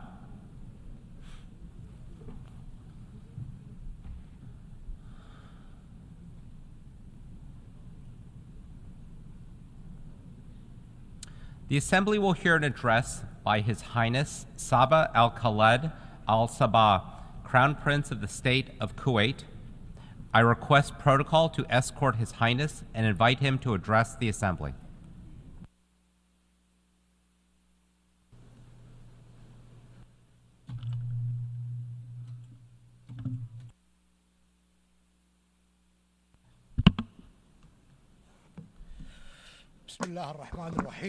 In the name of God, the Merciful, the Compassionate, Your Excellency, President of the General Assembly of the United Nations, Your Excellency, Secretary General of the United Nations, Your Highnesses, Your Excellencies, Heads of Delegations, Ladies and Gentlemen, may the peace, mercy, and blessings of God be upon you all. Allow me to convey to you the greetings of His Royal Highness, the Emir of the State of Kuwait, Sheikh Mishael Al-Ahmed Al-Jaber Al-Sabah. May God protect him. His Royal Highness wish you all success during the 79th session of the General Assembly of the United Nations. Mr. President, I congratulate you and your brotherly country on assuming the presidency of the 79th session of the General Assembly. We are confident that your vast experience in international affairs will allow you to lead the deliberations of the General Assembly with acumen. Your vision unity in diversity, for the advancement of peace, sustainable development, and human dignity for everyone, everywhere, is of paramount importance. It's an urgent need in today's world. I would also like to commend the efforts by your predecessor, Mr. Dennis Francis, during his presidency of the past session. I highly value the wise leadership and constructive efforts by the Secretary General of this august organization, especially in light of accelerating global challenges. His efforts have been guided by fulfilling the noble mission of the United Nations. He has fully upheld the Charter, has always sought to maintain international peace and security by increasing the level of preparedness for all emergencies. Through setting up innovative mechanisms whose pillars are human rights, dignity, strengthening justice and international law. Mr. President, the effectiveness of this organization, the productivity of this organization is a responsibility to be borne by all member states and international community to address all challenges. Over the past few days, the Summit of the Future was convened, which mirrored the reality of today's world. The summit shed light on grave challenges that require a moment of reflection and a genuine and serious will to reform our institutions, most notably the Security Council and international financial institutions. History is full of different milestones. We would not want the Summit of the Future to be a global milestone that is not invested in optimally. The Secretary General has worked tenaciously, which is highly commendable, for us to stop and reflect together on the path of our joint multilateral action. He has been committed to bringing together the leaders of the member states to stress that the threats are confronting all of us. No country is immune to the repercussions of these threats. There is no way forward other than cooperation towards our joint objectives. Mr. President, we cannot be speaking about renewing international solidarity unless there is a genuine international political will for reform, especially reforming the Security Council and improving the mechanisms of international action so that we are able to keep abreast of global developments and repel any threats to the security and stability of our world. Unfortunately, this will remains absent. We have seen very clearly that there cannot be any political will without an environment of trust and an effective participation. We believe that the Security Council bears the primary responsibility of maintaining international peace and security. Decision-making at the Security Council must be based on the principle of democracy and equitable representation of all member states. The Security Council must be able to respond to a world that is completely different to the world of 1945. We need a Security Council that is inclusive, transparent, efficient, effective, democratic, and accountable. Mr. President, technological innovations, AI, and social media are increasingly being used for incitement, terrorist recruitment, spreading hate speech, and mis- and disinformation. This adversely affects cyber security. We must give due attention to this issue. Many young people fell victim to these negative practices. This all proves that confronting this scourge requires international cooperation. To fulfill the aspirations and hopes of our peoples, to secure a brighter future, we need accountability.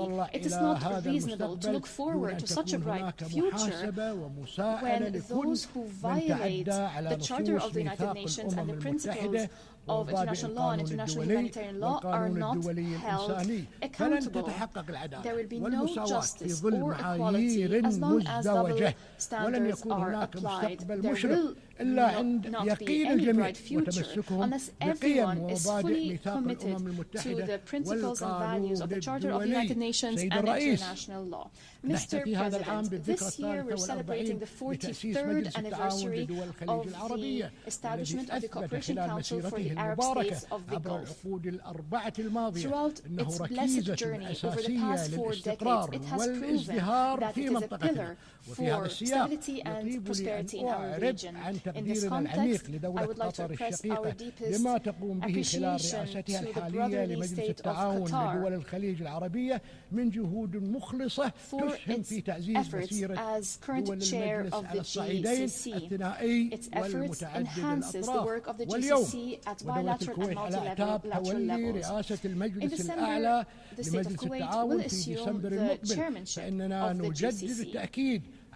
We reiterate our firm commitment to continue this blessed journey and to enhance strategic partnerships with regional and international organizations. We're committed to achieving the noble goals that we all aspire to. The GCC has always been and will remain, God willing, a voice of wisdom, moderation, and a beacon for constructive dialogue in a region fraught with challenges, in a region where change is fast. The state of Kuwait looks forward to the regional and international events that the GCC is going to host. In this context, we congratulate once again our brethren in the Kingdom of Saudi Arabia on being selected to host Expo 2034, rather Expo 2030, and the FIFA World Cup 2034. The state of Kuwait will spare no effort to contribute to the success of these events in the Kingdom of Saudi Arabia. Mr. President, the state of Kuwait believes in the principle of good neighborliness. For around 2 decades, we have been committed to helping the brotherly Republic of Iraq through continuous target-oriented measures to help Iraq return to its rightful place regionally and internationally, and to help it fulfill the hopes and aspirations of its people. We call upon the brotherly Republic of Iraq to take tangible, resolute, and urgent action to settle all outstanding files between the 2 countries, most notably the demarcation of the maritime border beyond marker 162. We also call for settling the file of Kuwaiti prisoners, missing persons, and Kuwaiti property, including the National Archives, with the UN and specifically the Security Council following the progress in this file. We call upon our brethren in Iraq to respect bilateral security and technical agreements on the maritime corridor in Khor Abdullah. These agreements ensure environmental preservation, regulate navigation, and contribute to combating terrorism and the illicit trafficking in arms, drugs, and persons. Continuous dialogue is important to lay the foundation for promising relations and a bright future based on understanding and mutual respect between the 2 brotherly nations. Mr. President, the whole world is witnessing practices that are not acceptable to any religion, law, or human nature. The whole world has been witnessing a dangerous escalation of military operations by the Israeli occupation forces against our Palestinian brethren in the Gaza Strip and the rest of the occupied Palestinian territories, including Jerusalem and the West Bank. Our Palestinian brethren are subjected to collective punishment. Continuous airstrikes are targeting defenseless civilians. They claim the lives of tens of thousands of innocent children, men and women, more than 41,000 martyrs. The occupying forces persist in targeting the facilities of international organizations and critical infrastructure. They are persisting in forcibly displacing the residents of Gaza. Peace in our region will not be achieved unless an independent state of Palestine is established with East Jerusalem as its capital along the lines of the 4th of June 1967, according to international resolutions and the Arab Peace Initiative. The state of Kuwait welcomes the recognition of the State of Israel by a number of countries over the past few months. We call upon other countries to follow suit and take similar steps. The state of Kuwait will remain supportive of Palestinian Palestinians' rights and the Palestinian people. We were proud to have provided oral and written submissions to the ICJ on the legal consequences arising from violations by the occupying power in the occupied Palestinian territories. With the Hashemite Kingdom of Jordan and the Republic of Slovenia and 120 other UN member states, we were proud to sign the shared commitments document to support UNRWA. What has befallen UNRWA is only proof that the other side does not have any serious desire to achieve genuine peace. The brotherly Sudan is witnessing unfortunate events as a result of armed clashes. This is cause for concern. We call for immediate cessation of fighting, we call for resorting to dialogue and returning to the peaceful political track to maintain the security of the Sudan, its stability and territorial integrity. We support all ongoing regional and international initiatives to reach a political solution that ends this crisis, a political solution that provides necessary protection to civilians and to facilitate the delivery of humanitarian aid. It is important to respect the sovereignty of the Sudan and the territorial integrity of the Sudan. Regarding the situation in the brotherly country of Yemen, the state of Kuwait renews its support to UN efforts through its special envoy. Efforts that are focused on resuming the political process and reaching a comprehensive settlement according to the three agreed-upon terms of reference to maintain the peace and security and territorial integrity of Yemen. We commend the efforts made by the Kingdom of Saudi Arabia and the Sultanate of Oman to revive the political process to reach a comprehensive and lasting solution in Yemen. We express our concern over the developments in the Red Sea. It is important to ensure the safety of maritime navigation according to international law and according to the UN Convention on the Law of the Sea of 1982. Regarding the situation in Syria, the state of Kuwait believes it's necessary to intensify efforts to reach a political solution that is Syrian-led and Syrian-owned, in line with relevant Security Council resolutions, most notably Resolution 2254.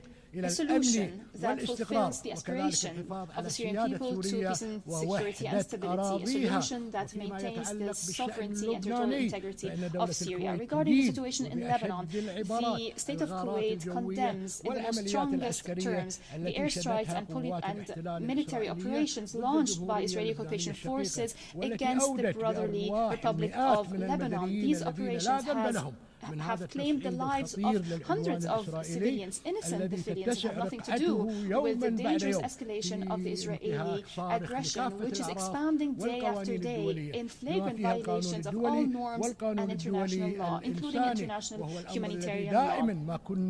We have always warned of this aggression and its repercussions on the countries of the region and on neighboring countries. We also condemn violations by the occupation forces of Lebanese sovereignty and any attempts to drag Lebanon into the ongoing conflict in the region. Israeli occupation forces is disregarding international calls and Security Council resolution. We call for full implementation of Security Council resolution 1701. We're following with great concern the latest developments in the brotherly country of Libya. We call for giving precedence to reason and wisdom. We call for resorting to a political dialogue to settle disputes according to relevant Security Council resolutions to maintain the stability, sovereignty and security of Libya and to fulfill the aspirations of the Libyan people to development and prosperity. At the regional level, we believe in strengthening good neighborly relations as enshrined in the Charter. We call upon the Islamic Republic of Iran to take serious steps to build trust and to engage in dialogue based on respect for other countries and non-interference in their internal affairs. Mr. President, through the Kuwait Vision 2030, we focus on responding to international financial and economic indicators بهدف إيجاد أواصر الربط والجذب والتنبؤ بالفرص المتاحة لتحويل دولة الكويت إلى مركز مالي تجاري ثقافي متفاعل مع محيطه الإقليمي والدولي وبصورة تكون معها السياسة الخارجية حاضرة في هذه العملية التنموية الموسعة وفق دبلوماسية مستندة على الرقمنة لنقل العمل الدبلوماسي من الأطر التقليدية إلى صناعة تتفاعل على نحو متواصل مع المعطيات والواقع الدولي وفق عمليات ترتكز على عنصر المبادرة النابع من إرث إيقاظي وإنساني جبل عليه الآباء والأجداد. وفي الختام لا يسعني إلا أن أجدد تمسك دولة الكويت بالنظام الدولي المتعدد الأطراف ومبادئ ميثاق الأمم المتحدة وأهدافها وبما يكفل تطوير الحوكمة الدولية وتعزيزها لضمان تحقيق رسالتها السامية في حفظ السلم والأمن الدوليين وخدمة البشرية جمعاء وأمل في هذا الصدد أن تطلع دولة الكويت بالتعاون مع الشقيقة والصديقة في سبيل to fulfill the aspirations of all peoples so that they live in a prosperous world where peace and security prevail. May the peace, mercy, and blessings of God be upon you.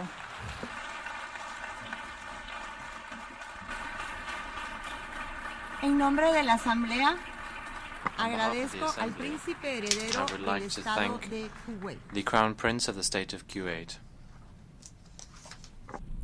A continuación, la Asamblea escuchará The Assembly will now hear an address del excelentísimo señor Luis Montenegro, by His Excellency Luis Montenegro, Prime Minister of the Portuguese Republic. Pido a protocolo que acompañe a su excelencia. I request protocols to escort His Excellency and invite him to address the Assembly.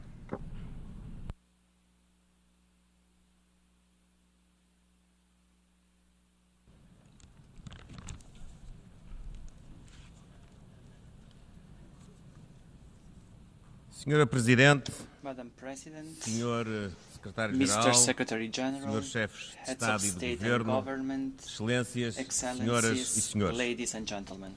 Começo por saudar o I Presidente start by da congratulating the 79ª President of the Assembleia 79th Geral, session of the Philemon General Yang, Assembly, pela Philemon sua Yang, eleição, on his expressando-lhe election os and votos wish him de maior every sucesso. success. Expresso I express especial apreço pelo special incansável appreciation trabalho do for the Secretário-Geral tireless work of António Secretary General Guterres. António Guterres. Sabe que conta com o He pleno apoio knows that de he Portugal. can count with Portugal's full support. Sendo a primeira vez que me As this dirijo is a the esta first magna time I am Assembleia, addressing this August não Assembly, posso deixar de reconhecer o peso da responsabilidade que recai sobre todos nós, representantes dos povos das Nações Unidas. Faço num momento particularmente exigente, marcado pela confluência de múltiplos desafios e crises de natureza global e por crescentes tensões geopolíticas. Mas faço também com esperança e confiança. Esperança porque este é o ano em que se comemoram 50 anos da liberdade no meu país.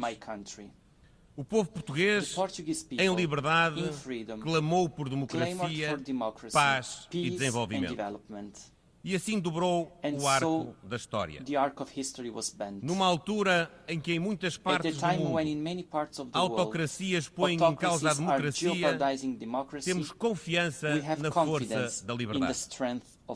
Numa altura em que enfrentamos ameaça grande à paz, temos confiança na força do multilateralismo e da responsabilidade coletiva. Numa altura em que se agudizam os desafios em matéria de desenvolvimento, temos confiança no crescimento económico como motor do progresso justo e sustentável. Senhor Presidente, Excelências, Portugal é um defensor intransigente do multilateralismo como método de cooperação e organização do sistema internacional. Por isso, apoiamos o Pacto do Futuro, adotado no quadro da Cimeira do Futuro, que ilustra bem a visão e o espírito reformador do Secretário-Geral António Guterres. Este pacto reflete renovada fonte de esperança nos três pilares centrais da ação das Nações Unidas: o desenvolvimento sustentável, os direitos humanos, a paz e a segurança mundiais. É com esta confiança no multilateralismo que Portugal, com a continuidade e coerência que caracteriza a nossa política externa, é candidato a um lugar de membro não permanente no Conselho de Segurança para o biênio 2027-2028. Guia-nos a vontade de trabalhar para prevenir os conflitos, promover um espírito de parceria e proteger as pessoas face às ameaças tradicionais como o terrorismo e às ameaças emergentes como a biossegurança. Move-nos a determinação de contribuir para uma ordem internacional mais justa, pacífica e inclusiva, fundada no direito internacional e assente na Carta das Nações Unidas. Senhor Presidente das Excelências, disse o Secretário-Geral na nossa agenda comum que o multilateralismo enfrenta um dilema fundamental: avançar ou colapsar. Não hesitamos. Queremos avançar com a reforma do sistema de governação global para garantir maior representatividade, transparência, justiça e cooperação. Esse é o caminho que nos aponta ao pacto do futuro. Redesenhar a arquitetura financeira internacional, promovendo um maior alinhamento com os objetivos de desenvolvimento sustentável. Com o Burundi, lideramos a 4ª Conferência Internacional sobre o Financiamento do Desenvolvimento, para garantir que nenhum país tenha de escolher entre combater a pobreza ou salvar o planeta. Noutra frente, defendemos um processo de reforma do Conselho de Segurança das Nações Unidas que o torne mais representativo, ágil e funcional. A composição está desatualizada e a ausência de representantes de algumas regiões prejudica o seu funcionamento. Portugal apoia a posição comum africana e as pretensões do Brasil e da Índia se tornarem membros permanentes. Os pequenos e médios países, incluindo os pequenos Estados insulares, deverão ver também crescer a sua representatividade. No que respeita aos métodos de trabalho, sustentamos a limitação e um maior escrutínio do direito de veto. O direito de veto, antes de constituir um poder, representa uma responsabilidade. E é assim que deve ser exercido, evitando que uma parte num conflito se constitua simultaneamente como julgador e julgado. Enquanto a guerra prossegue, com consequências terríveis dentro e fora da Ucrânia, o Conselho de Segurança tem estado muitas vezes em silêncio. Esperamos que agora, no Líbano, o Conselho de Segurança possa ser eficaz para evitar o aumento da escalada de violência. Mesmo quando resoluções são aprovadas, frequentemente ficam por cumprir. É imprescindível que em Gaza e no Sudão, todas as partes façam o que estiver ao seu alcance para assegurar a plena implementação das resoluções adotadas por este Conselho. Excelências, o mundo está globalmente mais próspero, mas clivagens socioeconómicas acentuam. Erradicar a pobreza e a fome são os 2 primeiros objetivos do desenvolvimento sustentável. Mas a fome crónica aumenta, afetando 1 em cada 10 pessoas a nível global. A insegurança alimentar aguda quase triplicou desde 2016. Neste quadro, saudamos a Aliança Global contra a Fome e a Pobreza, proposta pela presidência brasileira do G20. A esperança de que falamos só pode afirmar-se se formos capazes de responder às necessidades de milhões de pessoas afetadas por conflito. Ucrânia, Gaza, Sudão, Myanmar, o Sahel e agora o Líbano são exemplos de graves violações de direitos humanos e sofrimento de milhões de pessoas forçadas a abandonar as suas casas e as suas famílias. Também me refiro aos refugiados climáticos, a subida das temperaturas, os incêndios florestais que ainda recentemente fustigaram de forma trágica o meu país, secas e outros eventos climáticos extremos têm obrigado milhares de pessoas a deslocar-se. Ao mesmo tempo, o respeito pelos direitos das mulheres e raparigas ou as perseguições por motivos religiosos ou sexuais têm vindo a acentuar-se em vários pontos do planeta. O contexto de proteção dos direitos humanos está fortemente fragilizado e ameaçado. É nossa responsabilidade.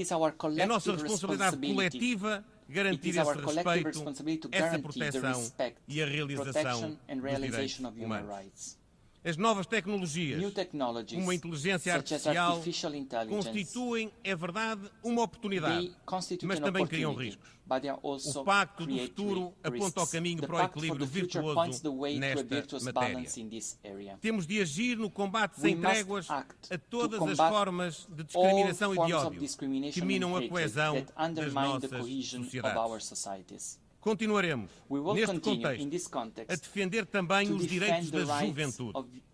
A reunião de alto nível da Assembleia General sobre Juventude, que a pedido de Portugal aqui se vai realizar dentro de um ano para assinalar o 30º aniversário do Programa Mundial de Ação para a Juventude, será uma grande oportunidade para avançarmos nesta frente. Esta é uma prioridade de Portugal, seja no plano interno, seja no plano externo.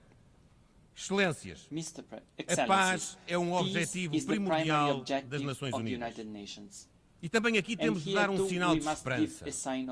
A guerra de agressão da Federação Russa contra a Ucrânia constitui uma violação flagrante do direito internacional que condenamos de forma veemente.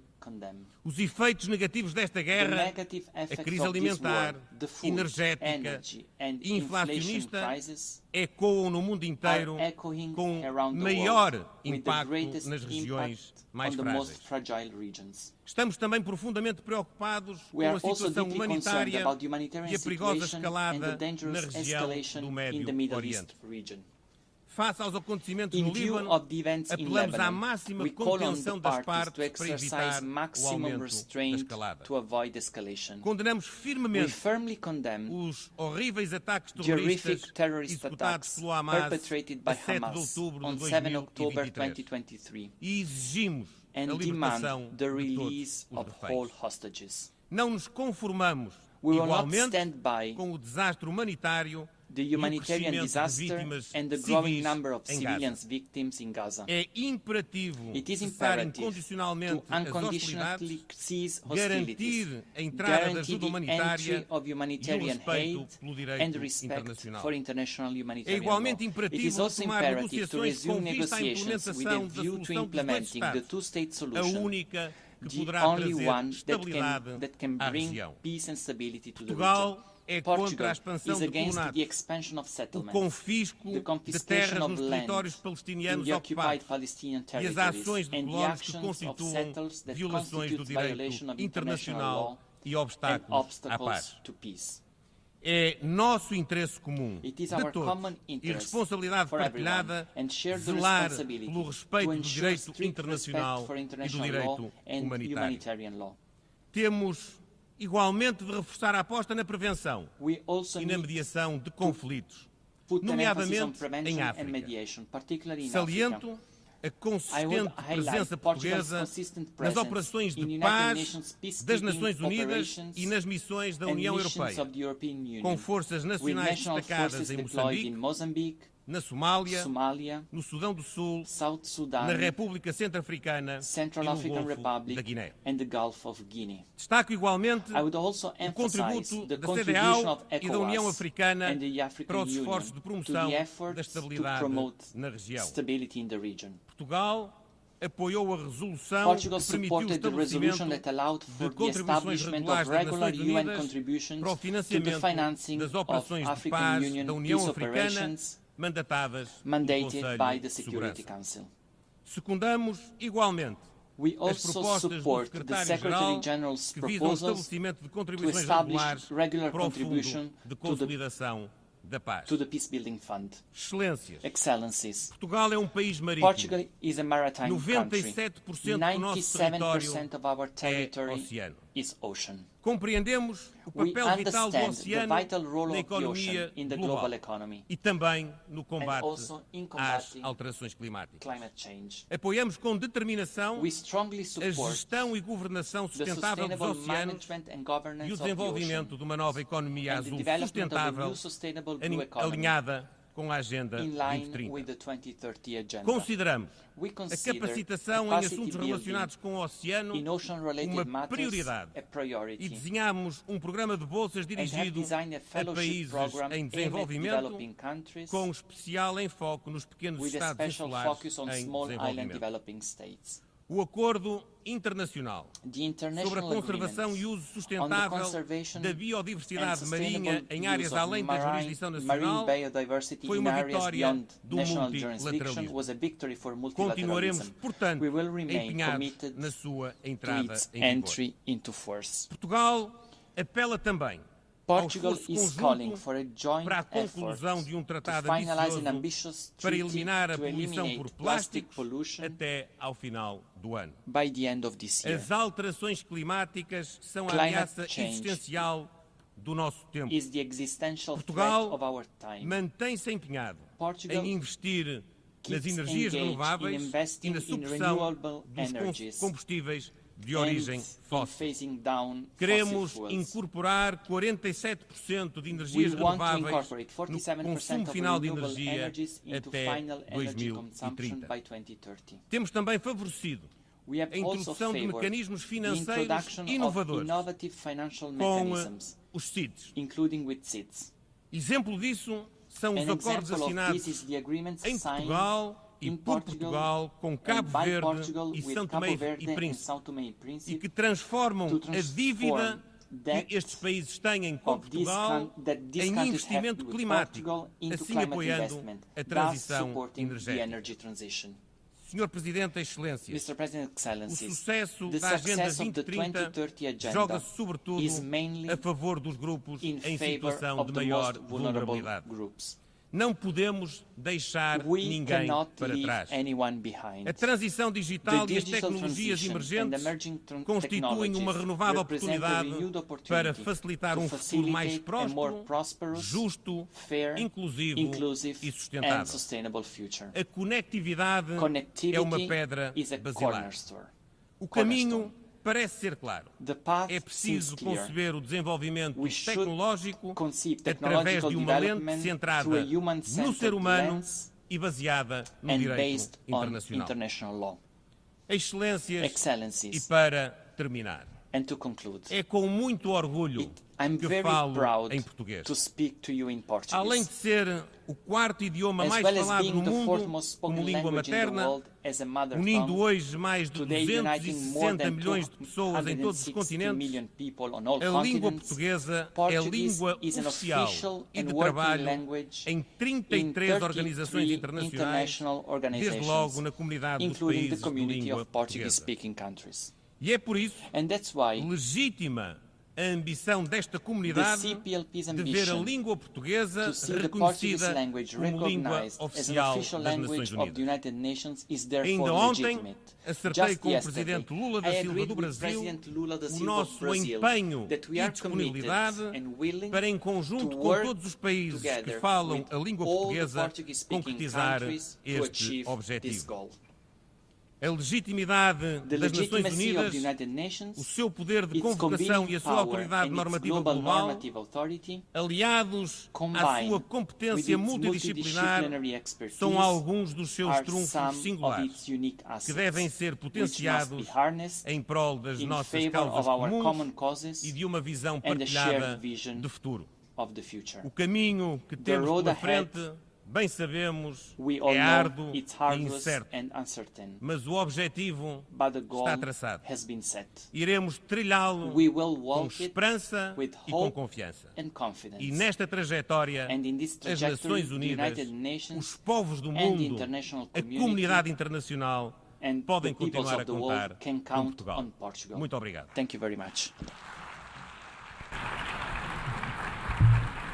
Muito obrigada.